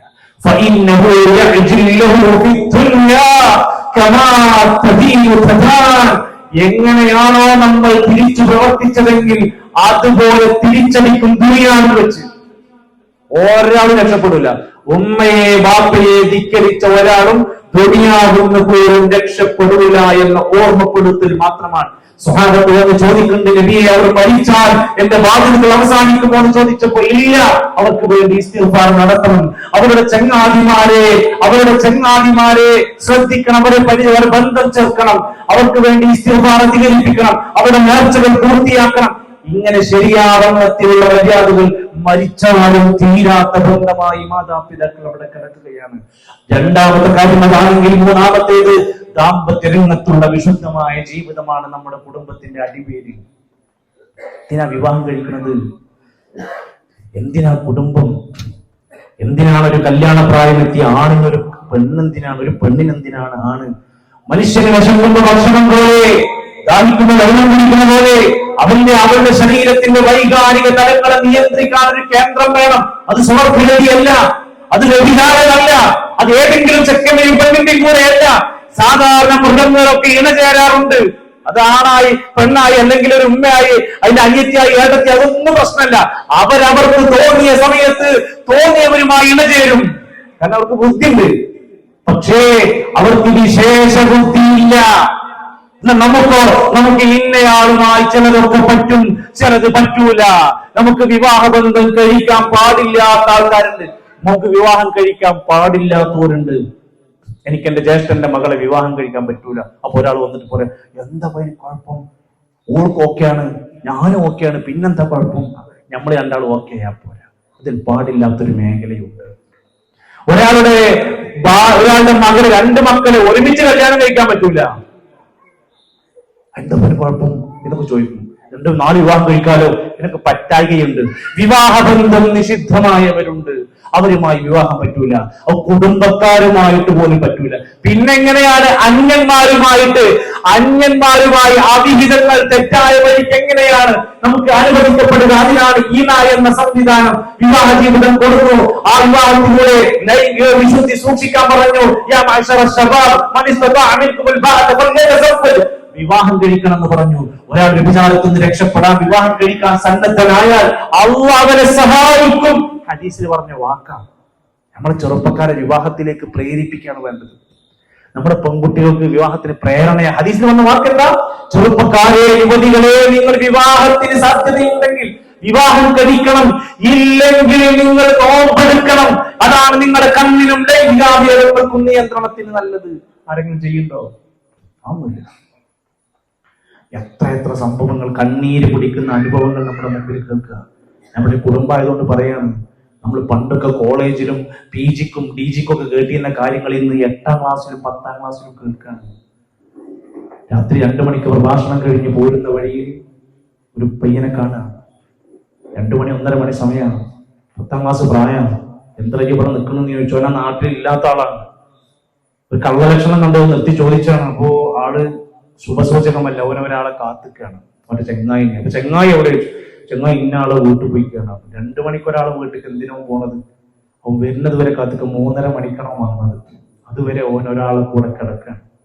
ആരെ കൂടെ കിടക്കുന്നത്? 10ാം ക്ലാസ്സുകാരനായ ഇവൻ 9ാം ക്ലാസ്സിൽ പഠിക്കുന്ന ഒരു പെൺകുട്ടിന്റെ കൂടെ ആ വീട്ടിൽ, സ്വന്തം വീട്ടിലാണ് കിടക്കുന്നത്. ആ വീട്ടുകാർ അറിഞ്ഞിട്ടില്ല, വേറെ വഴിയിലൂടെ അവർ എത്തുന്നത്. ചുരുക്കി പറഞ്ഞാൽ ഈ സംഭവം അറിഞ്ഞ് മനസ്സിലായി ഭീഷണിപ്പെടുത്തി കുറച്ച് കാര്യങ്ങളൊക്കെ പറഞ്ഞ് ആ പെൺകുട്ടിന്റെ വാപ്പാനെ വിളിച്ച് കാര്യം പറഞ്ഞപ്പോ വാപ്പ സമ്മതിക്കണമെന്നില്ല. ഇങ്ങനെ ആ സാധ്യതയിലൂടെ 8 മണിക്ക് കിടന്നുറങ്ങിക്കൊള്ളു, 9 മണിക്ക് ഉറങ്ങിക്കൊള്ളു എന്നൊക്കെ പറഞ്ഞു തെളിവ് സഹിതം കാണിച്ചു കൊടുത്തു. ഫോണിലടക്കം തെളിവുകളുണ്ട്. ഈ വാർത്ത അറിഞ്ഞ് പോലീസിന് വിവരങ്ങളെല്ലാം പറഞ്ഞ് സൂചിപ്പിച്ചു കൊടുത്തു. പിറ്റേ ദിവസം ഈ പെൺകുട്ടി ആത്മഹത്യ ചെയ്തു. 9ാം ക്ലാസ് പഠിക്കണ പെൺകുട്ടി. അപ്പൊ ഈ ചെക്കന്റെ വാപ്പാനെ വിളിച്ചു പറഞ്ഞു, ഇങ്ങനെ സംഭവം ഉണ്ടായിട്ടുണ്ട്, പെൺകുട്ടി ആത്മഹത്യ ചെയ്തിട്ടുണ്ട്, ചെക്കനെ സൂക്ഷിച്ചോടിട്ടോ എന്ന് പറഞ്ഞു. ചെക്കനും അടുത്ത ദിവസം ആത്മഹത്യ ചെയ്തു. കേവലം ഒരു 10ാം ക്ലാസ്സുകാർ ജീവിതം നഷ്ടപ്പെടുത്താൻ മാത്രം എന്താ അവിടെ നാട്ടിൽ നടക്കണമെന്ന് ആരെങ്കിലും അറിയുന്നുണ്ടോ? എന്താ ഒരു ഫോൺ ഉപയോഗിച്ചാൽ എന്താ കുഴപ്പം? എന്താ ഇൻസ്റ്റാഗ്രാമിന് ഇത്ര കുഴപ്പം? എന്താ ഒരു മേക്കപ്പ് ഇട്ടപ്പോ എന്താ കുഴപ്പം? ഇതാണ് നമ്മളെ കുട്ടികൾ ചോദിക്കുക. ഇതുവർക്ക് പറഞ്ഞാൽ തിരിയണില്ല. ഇന്നതൊന്നും പറ്റില്ല, ഇന്നത് പാടില്ല, ഇന്നയാളുകളുമായി തെറ്റായ വഴിവിട്ട ബന്ധങ്ങൾ ഉണ്ടാവരുത്, സമയത്ത് വീട്ടിൽ തിരിച്ചു വരണം, വീട്ടിൽ പോകുമ്പോൾ ചില മര്യാദകൾ വേഷത്തിൽ വസ്ത്രത്തിൽ പാലിക്കണം. കുറ്റം പറ്റില്ലോ. ഒരാണിന് ഏറ്റവും ഇഷ്ടമുള്ള ഭാഗമാണ് ഒരു പെണ്ണിന്റെ മാറിടം കാണുക എന്ന് പറഞ്ഞ എന്താ വിഷയം? അതുകൊണ്ട് ഇസ്ലാം മറക്കണം. നമ്മളെ നാട്ടിൽ അംഗീകരിക്കുന്നുണ്ടോ? നമ്മളെ വീട്ടിൽ അംഗീകരിക്കുന്നുണ്ടോ? ഒരു പുരുഷന് ഏറ്റവും കൗതുകമാണ് ഒരു പെണ്ണിന്റെ മുഖം ഇങ്ങനെ, അവരുടെ മുഖവും ചുണ്ടമൊക്കെ ആസ്വദിക്കുക എന്നുള്ളത്. അങ്ങനെ ചോപ്പിച്ച് കളർഫുൾ വേണമെങ്കിൽ നോക്കിക്കോളിടാന്ന് പറഞ്ഞിങ്ങനെ പ്രശ്നമുണ്ടോ? എന്നിട്ട് ആരെങ്കിലും ഒന്ന് തോണ്ടി അവിടെ പിടിച്ചു ഇവിടെ പിടിച്ചു എന്ന് പറഞ്ഞാൽ അത് ഭയങ്കര കുറ്റമായിട്ട് നമ്മൾ പറയും. അത് സംഭവം ന്യായീകരിക്കില്ല. പക്ഷെ നമ്മളൊരു പെൺകുട്ടി എന്ന നിലക്ക് നമ്മൾ എത്ര ശ്രദ്ധിക്കേണ്ടതുണ്ട്, ഒരു ഉമ്മ എന്ന നിലക്ക് നമ്മൾ എത്ര ശ്രദ്ധിക്കാനുണ്ടെന്നാ പറഞ്ഞത്. ലൈംഗിക വിശുദ്ധി അവർ അവരുടെ ഗുഹ്യാവയവങ്ങൾ സൂക്ഷിക്കുന്നവരാണ്.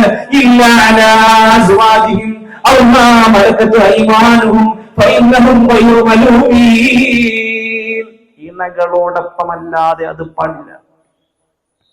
വിശുദ്ധമായ ജീവിതം നബി സല്ലല്ലാഹു അലൈഹി വസല്ലം പറഞ്ഞു, എന്റെ ഉമ്മത്തിൽ അവസാന കാലഘട്ടത്തിൽ എന്റെ ഉമ്മത്തിൽ എല്ലാ ഉമ്മത്തിലും കൊടുത്ത പോലെ രണ്ട് സാധനങ്ങൾ പരീക്ഷണങ്ങളായി ഇട്ട് കൊടുത്തിട്ടുണ്ട്.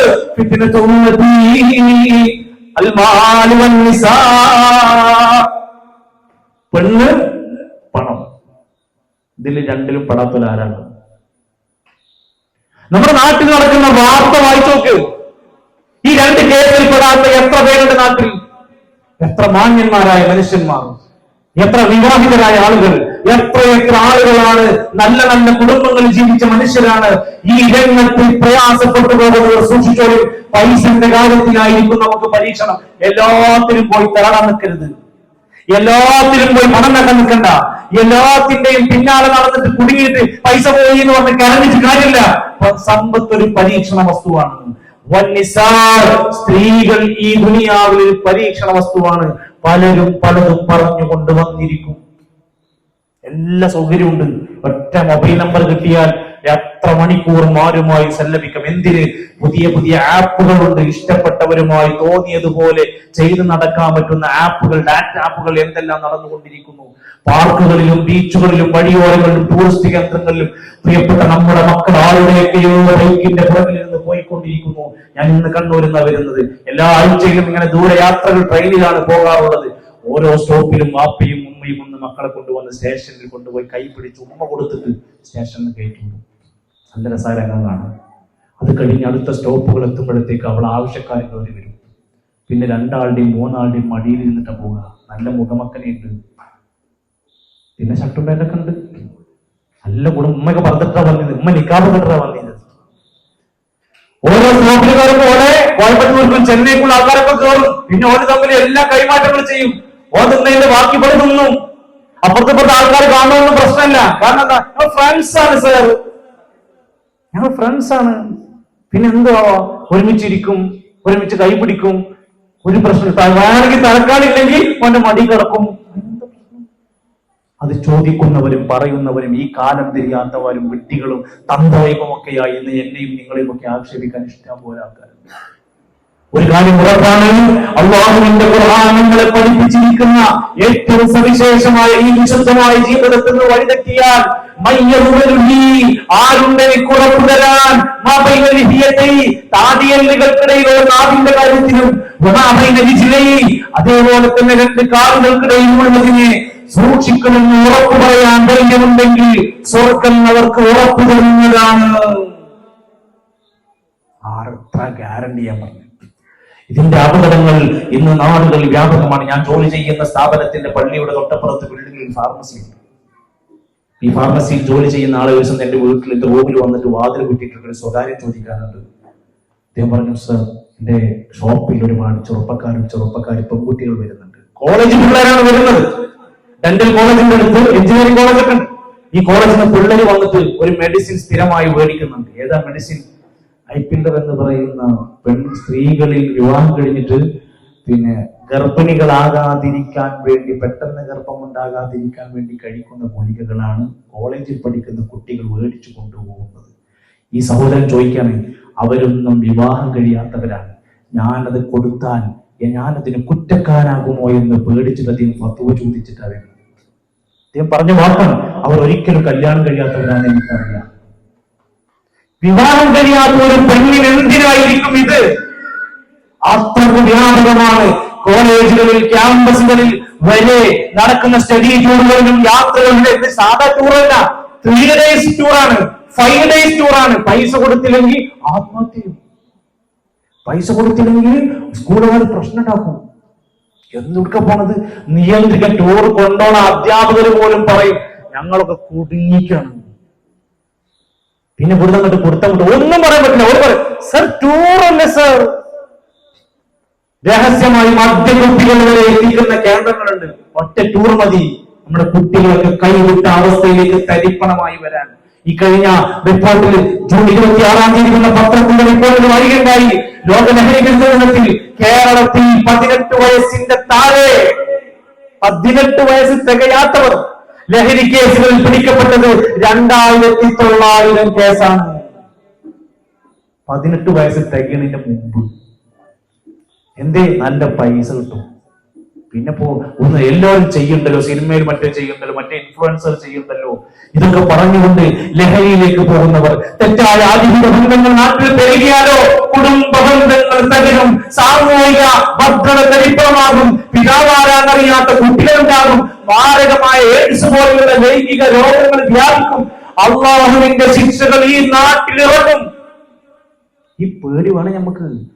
കുടുംബത്തോടൊപ്പം നമ്മുടെ ജീവിതം പറയും. അതുകൊണ്ട് അതിലേക്ക് നയിക്കുന്ന ഒരു സാഹചര്യങ്ങളും ഉണ്ടാക്കാതിരിക്കുക. അന്യ സ്ത്രീ പുരുഷന്മാർ ഒറ്റക്കാകുന്ന ജോലിസ്ഥലം, ഒറ്റക്കാകുന്ന ക്ലാസ്സും, ഒറ്റക്കാകുന്ന യാത്ര സൂക്ഷിക്കുക. അത് സ്റ്റഡി ടൂറായാലും ബിസിനസ് ടൂറായാലും ഹജ്ജായാലും ഉംറയായാലും മഹ്റമില്ലാത്ത ട്രിപ്പുകൾ ഒഴിവാക്കുക. തിന്മയെ കാണുമ്പോൾ തിന്മയെ ഗൗരവത്തോടെ കാണുക. ചെറുപ്പം മുതൽ തന്നെ ബോധവൽക്കരണം കൊടുക്കുക. നല്ല നന്മകൾക്ക് വേണ്ടി, നല്ല തഖ്വയുള്ള ജീവിതത്തിന് വേണ്ടി പ്രാർത്ഥിക്കുക.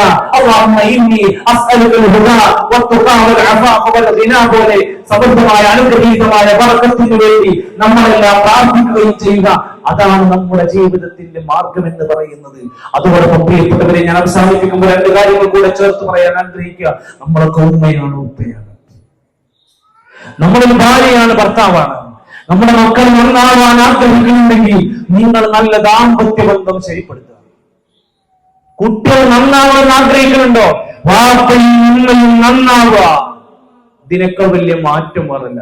അവർ നമ്മളെ കണ്ടിങ്ങനെ പഠിക്കാൻ, നമ്മളെ നിസ്കാരം, നമ്മളെ പ്രാർത്ഥന, നമ്മളെ വീട്ടിലെ മര്യാദ, നമ്മള് സിഗരറ്റ് വലിക്കുന്നത്, നമ്മൾ മൊബൈലിൽ കാണുന്നത്, നമ്മൾ ഉറങ്ങുന്നത് എല്ലാം അവർ ഒബ്സർവ് ചെയ്യണം. പിന്നെ കുട്ടി കഴിച്ചു എന്ന് പറഞ്ഞ് നമ്മൾ വരുന്നത് നമ്മളെ കയ്യിലായിരുന്നു അവരുണ്ടായിരുന്നത്. പ്രിയപ്പെട്ട ഉമ്മമാരെ, വാപ്പമാരെ, ദമ്പതിമാരെ, ഒരു ഭാര്യ എന്ന നിലക്ക് തന്റെ ഭർത്താവിനോടുള്ള ആദബുകൾ ചിട്ടയായി പാലിക്കും. വാപ്പാനെ ബഹുമാനിക്കുന്ന ഉമ്മാനെ കുട്ടികൾ ഇങ്ങനെ കാണണം. ഇതെന്താ വസ്തു തന്നെ പറയാറ്, വാപ്പാന്റെ മാതിരി ആകത്തിട്ട് മോനെ, വാപ്പാന്റെ മാതിരി ആകത്തിട്ടോ. ഉമ്മാനെ പറ്റിട്ട് സംസാരിക്കുന്ന സമയത്ത് എന്താ വാപ്പാനെ കൊടുക്കോ മോളോട് മോളെ മന്റെ മാതിരി ആകത്തിട്ടോ. രണ്ടാളും അങ്ങോട്ടും ഇങ്ങോട്ടോ പറയുന്നത്. തിരിച്ചു വേണം. നിന്റെ ഉമ്മാന്റെയും വാപ്പാന്റെയും മാതിരി ഞങ്ങൾ ആകണം എന്ന് ആഗ്രഹിക്കുന്ന ജീവിതം വീട്ടിൽ വേണം. അതിനെന്താ? ഒരു ഭാര്യയുടെ റോളനുസരിച്ച് ജീവിക്കുക. എന്താ റോള്? ഭർത്താവിനെ അനുസരിക്കുക, സ്നേഹിക്കുക, പരിഗണിക്കുക, അയാളുടെ ശരീരവും സമ്പത്തും മനസ്സും കീഴ്പ്പെടുത്തുക. അത് കൃത്യമായി നിഷ്ഠയായി അല്ലാഹുവിനെ ഭയപ്പെട്ടുകൊണ്ട് പാലിക്കുക. അല്ലാഹുവിന്റെ റസൂൽ സല്ലല്ലാഹു അലൈഹി വസല്ലം പറഞ്ഞു, ഏതെങ്കിലും ഒരു പെണ്ണ് അവൾ മരിക്കുമ്പോൾ ഭർത്താവ് തൃപ്തിപ്പെട്ടുകൊണ്ടാണ് മരിക്കുന്നതെങ്കിൽ ദഖലത്തിൽ ജന്ന, സ്വർഗത്തെ പ്രവേശിക്കാം, സ്വർഗം കിട്ടും. മാപ്പിളനുസരിച്ച് ഒരു പെണ്ണ് 5 നേരം നിസ്കരിച്ചാൽ, 5 നേരം നിസ്കരിച്ചാൽ, ഒരു മാസം നോറ്റാൽ, ഭർത്താവിനനുസരിച്ചാൽ, വിശുദ്ധി സൂക്ഷിച്ചാൽ ദഖലത്തിൽ ജന്ന, സ്വർഗത്തിലെത്തും.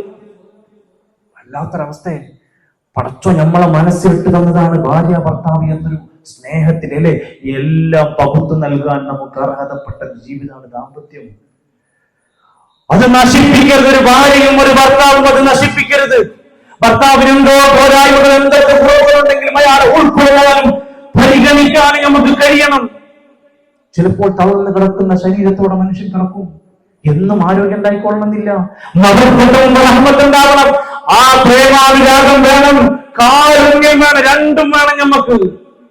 കണ്ണൂർ ജില്ലയിൽ നമ്മുടെ അറിയപ്പെടുന്ന സഹോദരൻ, അദ്ദേഹം വിവാഹം കഴിക്കുന്ന 21 വയസ്സ്, അദ്ദേഹത്തിന്റെ ഭാര്യയ്ക്ക് 16 വയസ്സ്. അന്നത്തെ കാലത്ത് 40-50 കൊല്ലം മുമ്പ് കല്യാണം കഴിഞ്ഞ് 4 മാസം അവർ ഒരുമിച്ച് ജീവിച്ചു. നല്ല അടിപൊളി ജീവിതമായിരുന്നു. ഗൾഫ് കൊണ്ടുപോയി. 4 മാസത്തിനിടക്ക് അവസാനം 4 മാസം കഴിഞ്ഞപ്പോൾ അദ്ദേഹം ഗൾഫിൽ അദ്ദേഹത്തിന്റെ റൂമിൽ നിന്ന് ജോലിക്ക് പോണതിന്റെ ഇടയിൽ റോട്ടിലൊന്ന് സ്ലിപ്പായി വീണ് നട്ടലിന് നല്ലൊരു പരിക്ക് പറ്റി. അവിടുത്തെ ആശുപത്രിയിലൊക്കെ കൊണ്ടുപോയി കാണിച്ചു. അവര് പറഞ്ഞു നിങ്ങൾ നാട്ടിൽ പോയി പോയി പെട്ടെന്ന് ചികിത്സ കൊണ്ട് മാറാൻ കഴിയില്ല. തിരുവനന്തപുരത്ത് അറിയപ്പെടുന്ന മെഡിക്കൽ കോളേജിലെ ഫേമസ് ആയ ഡോക്ടറെ കയ്യിൽ പോയിട്ട് ഇവര് പറഞ്ഞു ലാസ്റ്റ് തീരുമാനിച്ചു ഇയാൾക്ക് പെട്ടെന്നൊന്നും എഴുന്നേൽക്കാൻ കഴിയില്ല. കല്യാണം കഴിഞ്ഞിട്ട് 4 മാസമായിട്ടുള്ളൂ. ചെറുപ്പക്കാരിയായ പെണ്ണ്, ഇയാൾ ചെറുപ്പക്കാരനായ സുമുഖനായ ചെറുപ്പക്കാരൻ. കുറച്ച് ദിവസം നോക്കി, പിന്നെ ട്രീറ്റ്മെന്റ് തുടർന്നു, മുന്നോട്ട് പോയി. അവസാനം രക്ഷയില്ലാത്ത അവസ്ഥ ഇയാൾക്ക് തന്നെ ഇതിനെ കണ്ടുവല്ലോ. അവരുടെ വിഷമം തോന്നി. എണീക്കാൻ പോലും കഴിയാതെ തളർന്ന് പാരലൈസ്ഡായി കിടക്കുക. ഇയാൾ ഒരു ദിവസം ഭാര്യ താഹിറാന്റെ അടുത്ത് കുളിച്ചിട്ട് പറഞ്ഞു, ഭാര്യ താഹിറിന്റെ അടുത്ത് കുളിച്ചിട്ട് ചോദിച്ചു, ഞാനോട് കാര്യം പറയട്ടെ, എന്താണ് ഈ നമ്മൾ കല്യാണം കഴിഞ്ഞാൽ 4 മാസം നമ്മൾ ജീവിച്ചിട്ടുള്ളൂ, ചെറുപ്പക്കാരിയാണ്, ഞാൻ എന്തായാലും ഇങ്ങനെയൊക്കെ അവസ്ഥക്ക് എത്തി, അള്ളാന്റെ വിധിയാണല്ലോ, ഞാൻ കാര്യം പറയട്ടെ, നീ വേറെ കല്യാണം കഴിക്കണം, എന്നെ താത്തയും കാക്കയും വല്യമ്മ മാമി ആരെങ്കിലും ഉണ്ട് നോക്കിക്കോളും, ഈ വേറെ കല്യാണം കഴിച്ചു. അവള് പറഞ്ഞു എനിക്ക് വേറെ കല്യാണം നടക്കൂല. നിങ്ങളെ കുളിപ്പിച്ച് കിടത്തി മരുന്ന് തന്ന് നിങ്ങളെ കയ്യും കാലം പിടിച്ച് ഒഴിഞ്ഞിരിക്കാനാണ് എനിക്കിഷ്ടം, നിങ്ങൾ ഇങ്ങനെ മതി. എല്ലാ ആരോഗ്യമുള്ള ആൾക്കാർ സ്നേഹിക്കാൻ മടി കാണിക്കുന്നവർക്ക് ഈ ചരിത്രം ഒന്ന് വായിച്ചു നോക്കി. 44 കൊല്ലം നോക്കി, 44 കൊല്ലം ആ ഭാര്യയും ഭർത്താവിനെ നോക്കി. കഴിഞ്ഞ വർഷങ്ങളിലാണ് അവർ മരണപ്പെട്ട അല്ലാഹു മഗ്ഫിറത്തും റഹ്മത്തും നൽകുമാറാകട്ടെ. ഭാര്യ എപ്പോഴും ജീവിച്ചിരിപ്പുണ്ട്. നമുക്കൊക്കെ എന്താ സ്നേഹിക്കാൻ തടസ്സം എന്ന് പറഞ്ഞു? നമുക്കൊക്കെ എന്താണ് വീട്ടിൽ കുറവെന്ന് പറയും? എല്ലാം ഉണ്ടായിട്ടും വെറുതെ പ്രശ്നങ്ങൾ ഉണ്ടാക്കി, സ്വാർത്ഥതകൾ പറഞ്ഞ്, വെറുതെ മനുഷ്യർക്കിടയിൽ ഫിത്നയും ഫസാദും പറഞ്ഞ് കുടുംബ കലഹങ്ങളിലേക്ക് എത്തിക്കുന്ന പെണ്ണെ, നമ്മുടെ നാവിനെ സൂക്ഷിക്കുക, ലൈംഗികാവയവത്തെ സൂക്ഷിക്കുക. സ്വർഗം കിട്ടും. നരകത്തിലേക്ക് ഏറ്റവും അധികം ആളുകൾ പെടാനുള്ള കാരണം അൽഫമു ഭാര്യയാണ്, വൽഫർജു ലൈംഗികാവയവമാണ്. നരകത്തിൽ ധാരാളം സ്ത്രീകളെ കണ്ടു. സഹാബത്ത് ചോദിച്ചു, നബി എന്താണ് കാരണം? ഭർത്താവിനോടുള്ള നന്ദികേട്, സംസാരത്തിൽ ശാപസ്വരത്തിലുള്ള സംസാരങ്ങൾ തന്നെ നരകത്ത് പോകാൻ കാരണം. പ്രിയപ്പെട്ട ഭർത്താക്കന്മാരെ, എപ്പോഴും എല്ലാവരും ഭാര്യമാരെ പറ്റിയാണ് പറയാറുള്ളത്. നമ്മുടെ ഈ പ്രോഗ്രാമിന് ആവശ്യമായ ഒരു സ്വതക്ക ചെയ്ത് ബക്കറ്റ് കളക്ഷൻ വരുന്നുണ്ട്. ഒന്നിനല്ല, ഇവിടെ നടക്കുന്ന ഈ ഒരു സൗണ്ട് സിസ്റ്റം സംവിധാനങ്ങൾക്കും വേണ്ടിയിട്ട് ഒരു ചെറിയ സംഖ്യ ആവശ്യം ഉണ്ടാവുമല്ലോ. എല്ലാവർക്കും അത് ഭാരമാവാത്ത രൂപത്തിൽ കൈകാര്യം ചെയ്താൽ പിന്നെയും നടത്തുമ്പോൾ ഒരു പ്രയാസം ഉണ്ടാവില്ല. അള്ളാഹു ബർക്കത്ത് ചെയ്യട്ടെ. ഞാൻ പറഞ്ഞു വന്നത്, ഒരു ഭാര്യ എന്ന നിലക്ക് അവർക്ക് റോളുണ്ട്, ഒരു ഭർത്താവ് എന്ന നിലക്ക് നമുക്ക് റോളുണ്ട്. സാധാരണ എല്ലാവരും ഭാര്യമാരെ മാത്രം പറഞ്ഞാൽ പോക്കാണ്, എനിക്ക് ഏതായാലും പറ്റൂല. പ്രിയപ്പെട്ട ഭർത്താക്കന്മാരെ, നമ്മളൊരു വീട്ടിൽ നിന്ന് ഒരു പെണ്ണിനെ കെട്ടിക്കൊടുത്തിട്ടുണ്ട്. അവർക്ക് ഇപ്പൊ എത്ര വയസ്സായി എന്നുള്ളത് ചിന്തിച്ചു നോക്കിയിട്ട്, നമ്മൾ എത്ര വയസ്സിൽ കെട്ടിക്കൊടുന്നതാണ്. നമ്മുടെ ഇന്നർ വേറെ വരെ തിരുപ്പി തിന്നത് ഓളാണ്. ഇന്ന് തിന്ന ഭക്ഷണം ഓളുണ്ടാക്കി തന്നതാണ്. നമ്മുടെ കുട്ടികളുടെ മലം, മൂത്രം, ബാഗ്, സ്കൂൾ പാത്രം, പുസ്തകം, പേന, സിലബസ്, പരീക്ഷ എല്ലാം മാവോടും ആ പെണ്ണാണ് ചെയ്യുന്നത്. ഓളോടൊരു നല്ല വാക്ക് ഇനിയെങ്കിലും പറഞ്ഞു. എന്തിന്റെ കേടാണ് നമുക്ക്? ഭാര്യമാരോടുള്ള പെരുമാറ്റം, നമ്മളെ നിലപാടെന്താ? റസൂൽ കരീം സല്ലല്ലാഹു അലൈഹി വസല്ലം പറഞ്ഞു, ഖിയാറുക്കും, നിങ്ങളുടെ കുടുംബത്തിലെ ഏറ്റവും നല്ല മനുഷ്യൻ ഖിയാറുക്കും ലിഅഹ്ലിഹി, തന്റെ വീട്ടുകാരോട് മാന്യരായി പെരുമാറുന്നയാളാണ്. ഇവിടെ എത്ര മൊഞ്ചായിട്ടും കാര്യമല്ല, പള്ളിയിൽ എത്ര ഉഷാറായിട്ടും കാര്യമല്ല, സംഘടനയിൽ ഉഷാറായിട്ട് കാര്യമില്ല, അങ്ങാടിയിലെ എത്ര വലിയ മുൻകരായിട്ടും കാര്യമില്ല. വീട്ടിൽ മാന്യതമായി തമാശ പറഞ്ഞ് രസിപ്പിച്ച് ത്രസിപ്പിച്ച് രസകരമായി കുടുംബം കൊണ്ടോണം മനുഷ്യനാണ് നല്ല മനുഷ്യൻ. നമ്മൾ അങ്ങനെയാണോ? വീട്ടില് പല പ്രശ്നങ്ങളുമായിട്ട് ആൾക്കാർ വരും. ഒരു ദിവസം ശരീരത്തിൽ മുറിപ്പാടുകളുമായിട്ടാണ് ഒരു സഹോദരി വന്നത്. ഭർത്താവ് അടിച്ചതിന്റെ മുറിപ്പാടുകൾ. അയാളെ മാത്രമല്ല, അയാളെ മക്കളെ കുതിരത്തൽ. പെണ്ണിന്റെ മക്കളെ, അതായത് സ്വന്തം മക്കളെ വരെ കുതിരത്തല്ല. നമുക്ക് തന്നെയാണ് ചന്തയാണോ? നമ്മൾ മഹർ കൊടുത്തു എന്നത് ഇനി എന്തും ചെയ്യാവുന്നതാണോ? ഇവിടെ നിങ്ങൾ പറഞ്ഞു, നീ ധരിക്കുമ്പോൾ ധരിപ്പിക്കണം, നീ കഴിക്കുമ്പോൾ ഭക്ഷണം കൊടുക്കണം, അവളെ മുഖത്തടിക്കരുത്, അവളെ വശമാക്കരുത്, ഇല്ലാതെ വൈദ്യുതല്ലാതെ പണങ്ങരുത്. എന്തിനാ നമ്മളെ ഭർത്താവ് എന്ന് പറയുന്നത്? നമ്മൾ അവർക്ക് വേണ്ടി ചെലവിന് കൊടുക്കണം. നമ്മളെ മക്കളല്ല നോക്കേണ്ടത്, ഓളെ വാർത്തല്ല നോക്കേണ്ടത്, നമ്മളാണ്. എന്താണ് നബി തങ്ങൾ വീട്ടിലെ കാര്യങ്ങളൊക്കെ സഹായിക്കും, വിറക് ശരിയാക്കി കൊടുക്കും, പണികൾ ചെയ്തു കൊടുക്കും. നിസ്കാര സമയമായാൽ പള്ളിയിൽ പോകും. ആയിഷ ബീവി പറഞ്ഞ വാക്കാ, നിസ്കാര സമയമായ നബി പള്ളിയിൽ പോകും. ആയിഷ ബീവിന്റെ കൂടെ ഓട്ട മത്സരം നടത്തി. നമുക്ക് ഓട്ട മത്സരം മൂത്ത് നോക്കാൻ തന്നെ നേരല്ല. നമ്മളെ മൊബൈൽ ഫോൺ വീട്ടിലൊക്കെ ഒന്ന് കൺട്രോൾ ചെയ്യാ. എപ്പോഴാ നമ്മൾ ഫോൺ എടുക്കേണ്ടി വരുന്നത്? നമുക്ക് ആരും തൊടാനാത്തപ്പോഴല്ലേ? വീട്ടിൽ തൊടാൻ ആൾക്കാരില്ലേ? നമ്മളെ മക്കളില്ലേ? നമ്മളെ ഭാര്യയില്ലേ? അവരെ തൊട്ടും തോണ്ടി തലോടി നടക്കേണ്ട സമയമാണ്. നമ്മളെ കുട്ടികൾക്ക് കിട്ടേണ്ട നമ്മുടെ ഫ്രഷ് ടൈം ഉണ്ടല്ലോ, അതൊക്കെ ഫോണൊന്ന് പോയി പോകുന്ന പുതിയ കാലഘട്ടമാണ്. നമ്മുടെ കുട്ടികൾക്ക് വേണ്ടത് സ്നേഹമാണ്. നമ്മുടെ ഭാര്യക്കും ഭർത്താവിനും വേണ്ടത് സ്നേഹമാണ്, സമാധാനമാണ്, സന്തോഷമാണ്, സംതൃപ്തിയാണ്. അത് കൊടുക്കാൻ തീരുമാനിച്ച കുടുംബത്തിലെ എല്ലാ പ്രശ്നം തീരും. ഇത് കൊടുത്തിട്ടും പ്രശ്നം നിങ്ങൾ പറയും, നമുക്ക് പരിഹാരം ഉണ്ടാക്കാം. ഇതൊക്കെ ഉണ്ടായിട്ടും പ്രശ്നം ഉണ്ടാക്കുന്നുണ്ടെങ്കിൽ പറയും, അപ്പൊ വേറെ മരുന്ന് വേണം. അതോടൊപ്പം തന്നെ പ്രിയപ്പെട്ടവരെ, നമ്മുടെ മക്കൾ നമ്മുടെ വലിയ ആശ്വാസത്തിന്റെ കേന്ദ്രമായി മാറുന്നു. അവരുടെ കളിയിലും ചിരിയിലും കൗതുകങ്ങളുണ്ട് നമുക്ക്. അവർ ഭാവിയിൽ നമുക്ക് മുതൽക്കൂട്ടാവണം. നാളെ നമ്മുടെ തലതല്ലി അറുക്കുന്ന, നമ്മുടെ കഴുത്തറക്കുന്ന, നമ്മുടെ കാല് വെട്ടി മാറ്റുന്ന ലഹരിയുടെ അഡിക്ഷനിൽപ്പെട്ട മകനായി മാറാതിരിക്കാൻ നമ്മുടെ മകള് നമ്മുടെ കണ്ണിന്റെ മുമ്പിൽ വെച്ച് ഏതെങ്കിലും രാജേഷിന്റെയും ഏതെങ്കിലും പിന്നെ മോശപ്പെട്ട ആൾക്കാരുടെയും കൂടെ ഇറങ്ങിപ്പോയത് നമ്മളെ കണ്ണിനെ കാണാതിരിക്കാൻ ദീൻ പഠിപ്പിച്ച ശിഹാറുകൾ പാലിച്ചവരോട് മാന്യമായി പെരുമാറാൻ ജീവിതത്തെ നമ്മൾ കണ്ടെത്തി ശരിക്കും അവരെ ഉപയോഗപ്പെടുത്തണം. നമ്മളുടെ മക്കളുടെ കാര്യത്തിൽ എപ്പോഴും ശ്രദ്ധിക്കാനുള്ളത് ഒരു കാര്യം പറയാം, അവരുടെ പ്രായം മനസ്സിലാക്കി പെരുമാറും. കുട്ടികളെ വയസ്സ് പഠിക്കരുത്. സ്കൂളിലൊക്കെ കുട്ടികൾക്ക് വന്നിട്ട് രക്ഷിതാക്കൾ ഞങ്ങളെ കുട്ടിയുടെ ഡേറ്റ് ഓഫ് ബർത്ത് എത്ര വെച്ചു, അത് ഞാൻ ഓളോടൊന്ന് ചോദിച്ചോട്ടെ എന്നൊക്കെ പറയും. കുഴപ്പമൊന്നുമില്ല, എത്ര വയസ്സായി എന്നുള്ളത് മറക്കരുത്.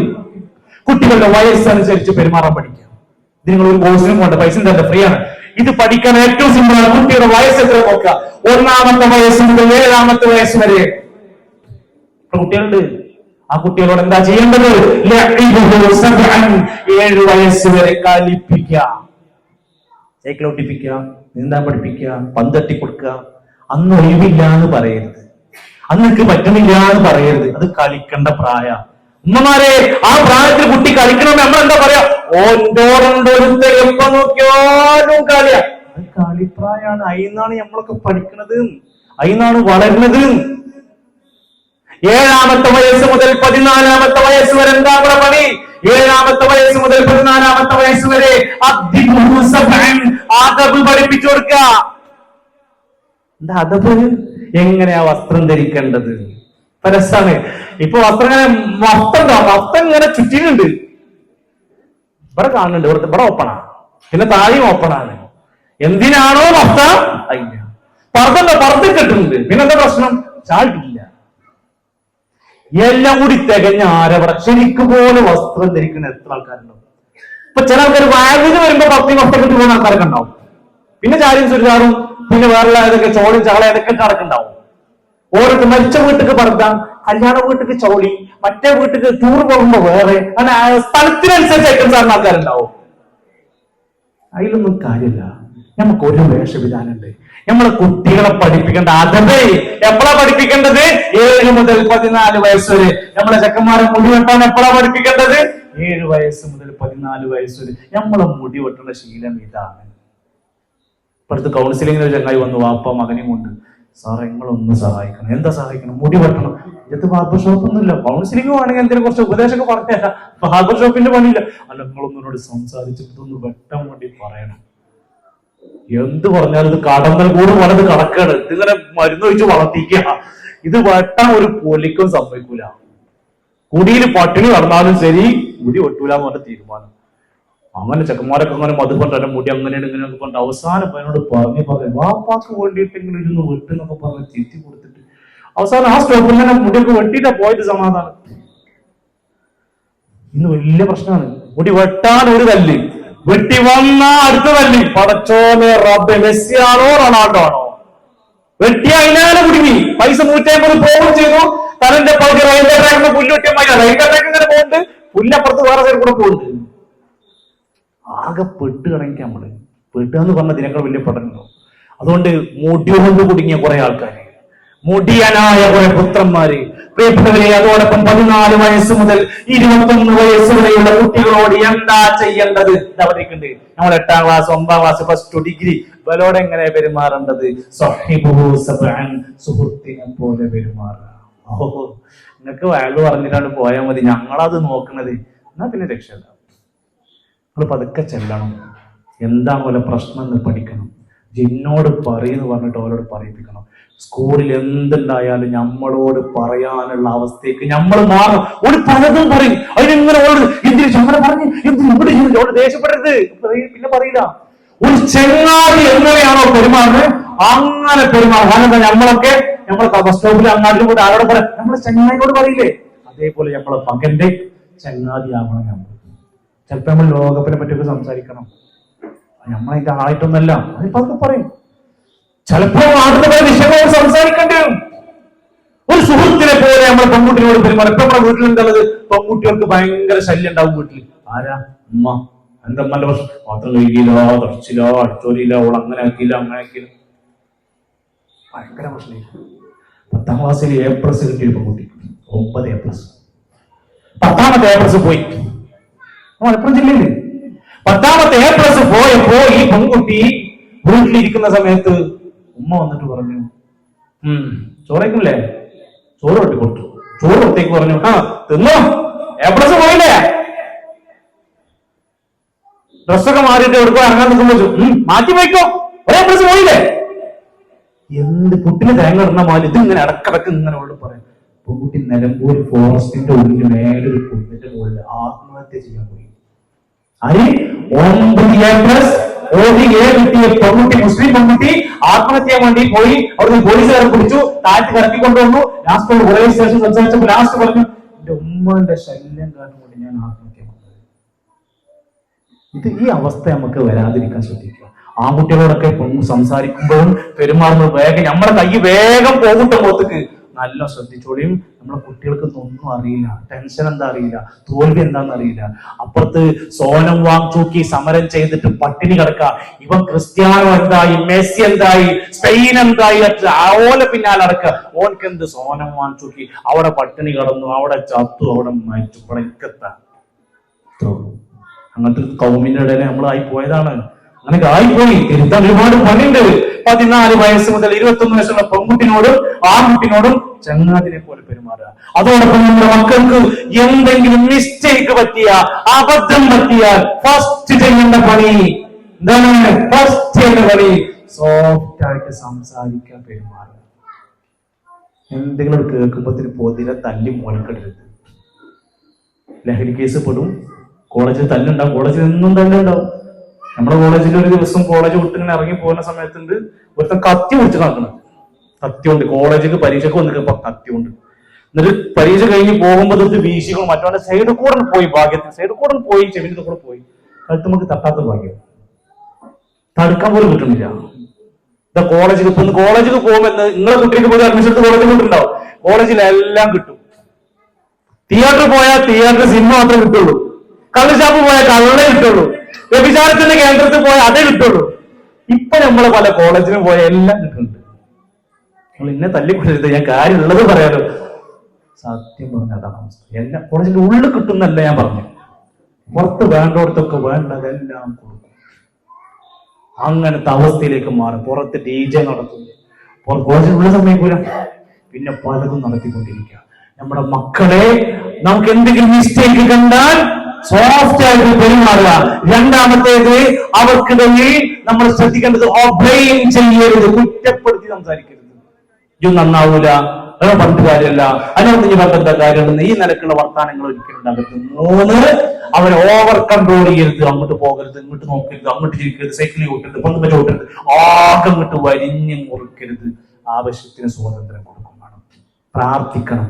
ربنا هب لنا من ازواجنا وذرياتنا قرة اعين واجعلنا للمتقين اماما. പടച്ചോനെ, എന്റെ ഇണകളിലൂടെ മക്കളിലൂടെ കണ്ടുകൊടുത്തു. പ്രിയപ്പെട്ടവരെ, നമ്മുടെ മക്കൾക്ക് ഒരിക്കലും നമ്മുടെ പ്രാർത്ഥനകൾ അവർക്ക് എതിരായി പ്രാർത്ഥിക്കരുത്. നന്നാവൂല. അന്നെ കൊണ്ട് കാര്യമില്ല, അങ്ങനത്തെ ഒരു വാക്ക് പറയരുത്. ലാ തദ്ഉ അലാ ഔലാദികും വലാ അംവാലികും, നിങ്ങളുടെ മക്കൾക്കെതിരെ, നിങ്ങളുടെ സമ്പത്തിനെതിരെ നിങ്ങൾ ഒരിക്കലും പ്രാർത്ഥിക്കരുത്. പ്രിയപ്പെട്ടവരെ, നമ്മുടെ മകനോ നമ്മുടെ മകളോ ഉമ്മയോ വാപ്പയോ നമ്മളോ അടങ്ങുന്ന ആരെങ്കിലും ഒരാൾ ഏത് സമയത്തും ആർക്കും മരണം സംഭവിക്കും. ആ മരണം സംഭവിച്ചതിന് ശേഷം ഉമ്മാനെ ഓർത്ത്, മക്കളെ ഓർത്ത്, ഭാര്യനെ ഓർത്ത്, ഭർത്താവിനെ ഓർത്ത് കരഞ്ഞിട്ട് കാര്യമില്ല.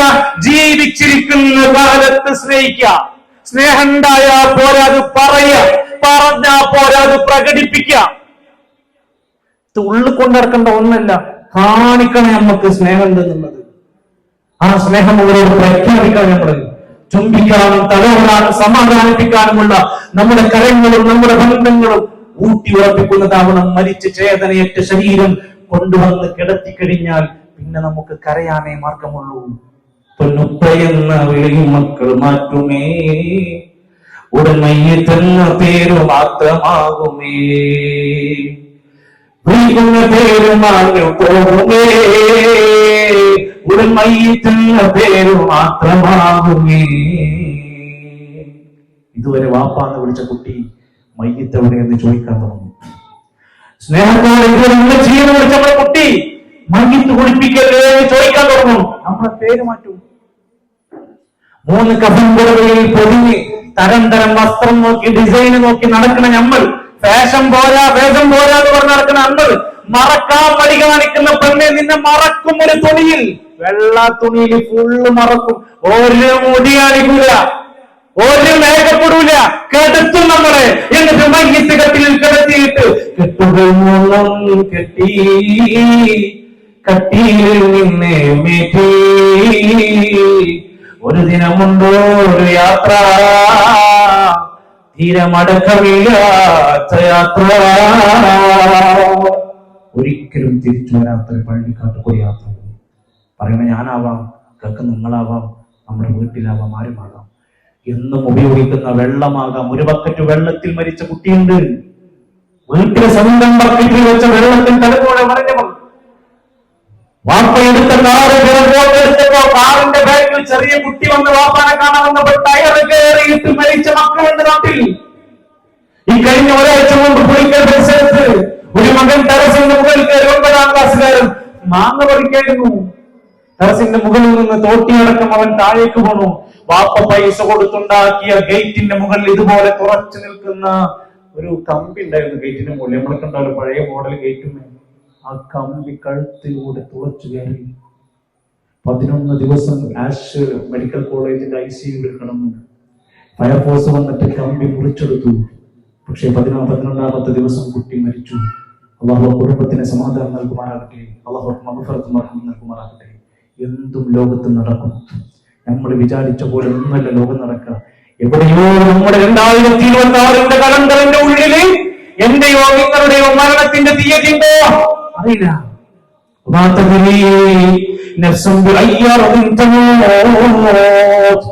ഏത് സ്ഥലത്താ മരിക്കാന്നറിയില്ല. എപ്പോഴും ഒരുങ്ങി തയ്യാറായി പുറപ്പെടുക. എപ്പോഴും ആകാം. നമസ്കാരം ഭദ്രമായി ജമാഅത്തുകൾ പാലിക്കുക. പ്രാർത്ഥന മനസ്സോടെ ജീവിക്കുക. അന്ധവിശ്വാസങ്ങൾ വലിച്ചെറിയുക. ചൂഷണങ്ങളെ പിഴുതുമാറ്റുക. പൗരോഹിത്യത്തിന്റെ അബദ്ധങ്ങളെ, തെറ്റിദ്ധാരണകളെ, ഇസ്ലാമിനെ പിഴപ്പിക്കുന്ന വാദങ്ങളെ ചവറ്റുകൊട്ടയിലേക്ക് വലിച്ചെറിയുക. അല്ലാതെ ദീനി പഠിക്കാൻ പറ്റുന്ന വേദിയിലൊക്കെ പങ്കെടുക്കുക. ഓൺലൈൻ പീസ് റേഡിയോ സംവിധാനങ്ങളുണ്ട്. അപ്ലോഡ് ചെയ്ത് ഡൗൺലോഡ് ചെയ്ത് കേൾക്കാൻ ശ്രമിക്കുക. ജമീലെ ആപ്പ് ഉണ്ട്, കിയത്രസ് പഠന ക്ലാസുകളുണ്ട്, മക്കൾക്ക് സിആർഇ സംവിധാനമുണ്ട്, ബാലവേദി ചെറിയ മക്കൾക്കുണ്ട്, നേർപ്പണം വാരികയുണ്ട്, വ്യത്യസ്തങ്ങളായ വിജ്ഞാന വേദികൾ, കുടുംബ വിജ്ഞാന വേദികൾ, ഫാമിലി കോൺഫറൻസുകൾ വരുന്നുണ്ട്.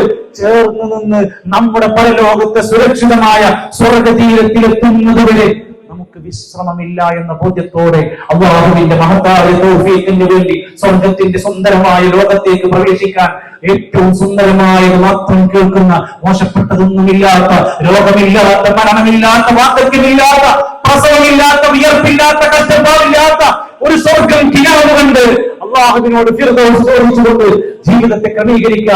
അള്ളാഹു നമ്മുടെ കുടുംബത്തിൽ സമാധാനവും സന്തോഷവും കൺകുളിർമയും നൽകുമാറാകട്ടെ. റബ്ബനാ ഹബ് ലനാ മിൻ അസ്വാജിനാ വദുരിയാതിനാ ഖുറത അയ്യുൻ വജഅൽനാ ലിൽമുത്തഖീന ഇമാമാ. റബ്ബനാ സ്രിഫ് അന്നാ അദാബ ജഹന്നം ഇന്ന അദാബഹാ കാന ഗറാമാ ഇന്നഹാ സാഅത് മുസ്തഖറൻ വമഖാമാ. റബ്ബനാ ആതിനാ ഫിദ് ദുനിയാ ഹസന വഫിൽ ആഖിറതി ഹസനതൻ വഖിനാ അദാബൻ നാർ. റബ്ബനാ ആമന്നാ ഫഖുൽനാ മഅശ്ശാഹിദീൻ. ربنا توفنا مسلمين والحقنا بالصالحين. ربنا آتنا من لدنك رحمة وهيئ لنا من أمرنا رشدا. ربنا آمنا فاغفر لنا ذنوبنا وكفر عنا سيئاتنا. ربنا تقبل منا صيامنا وقيامنا وتلاوة قرآننا يا رب العالمين. وصلى الله على نبينا محمد والحمد لله رب العالمين.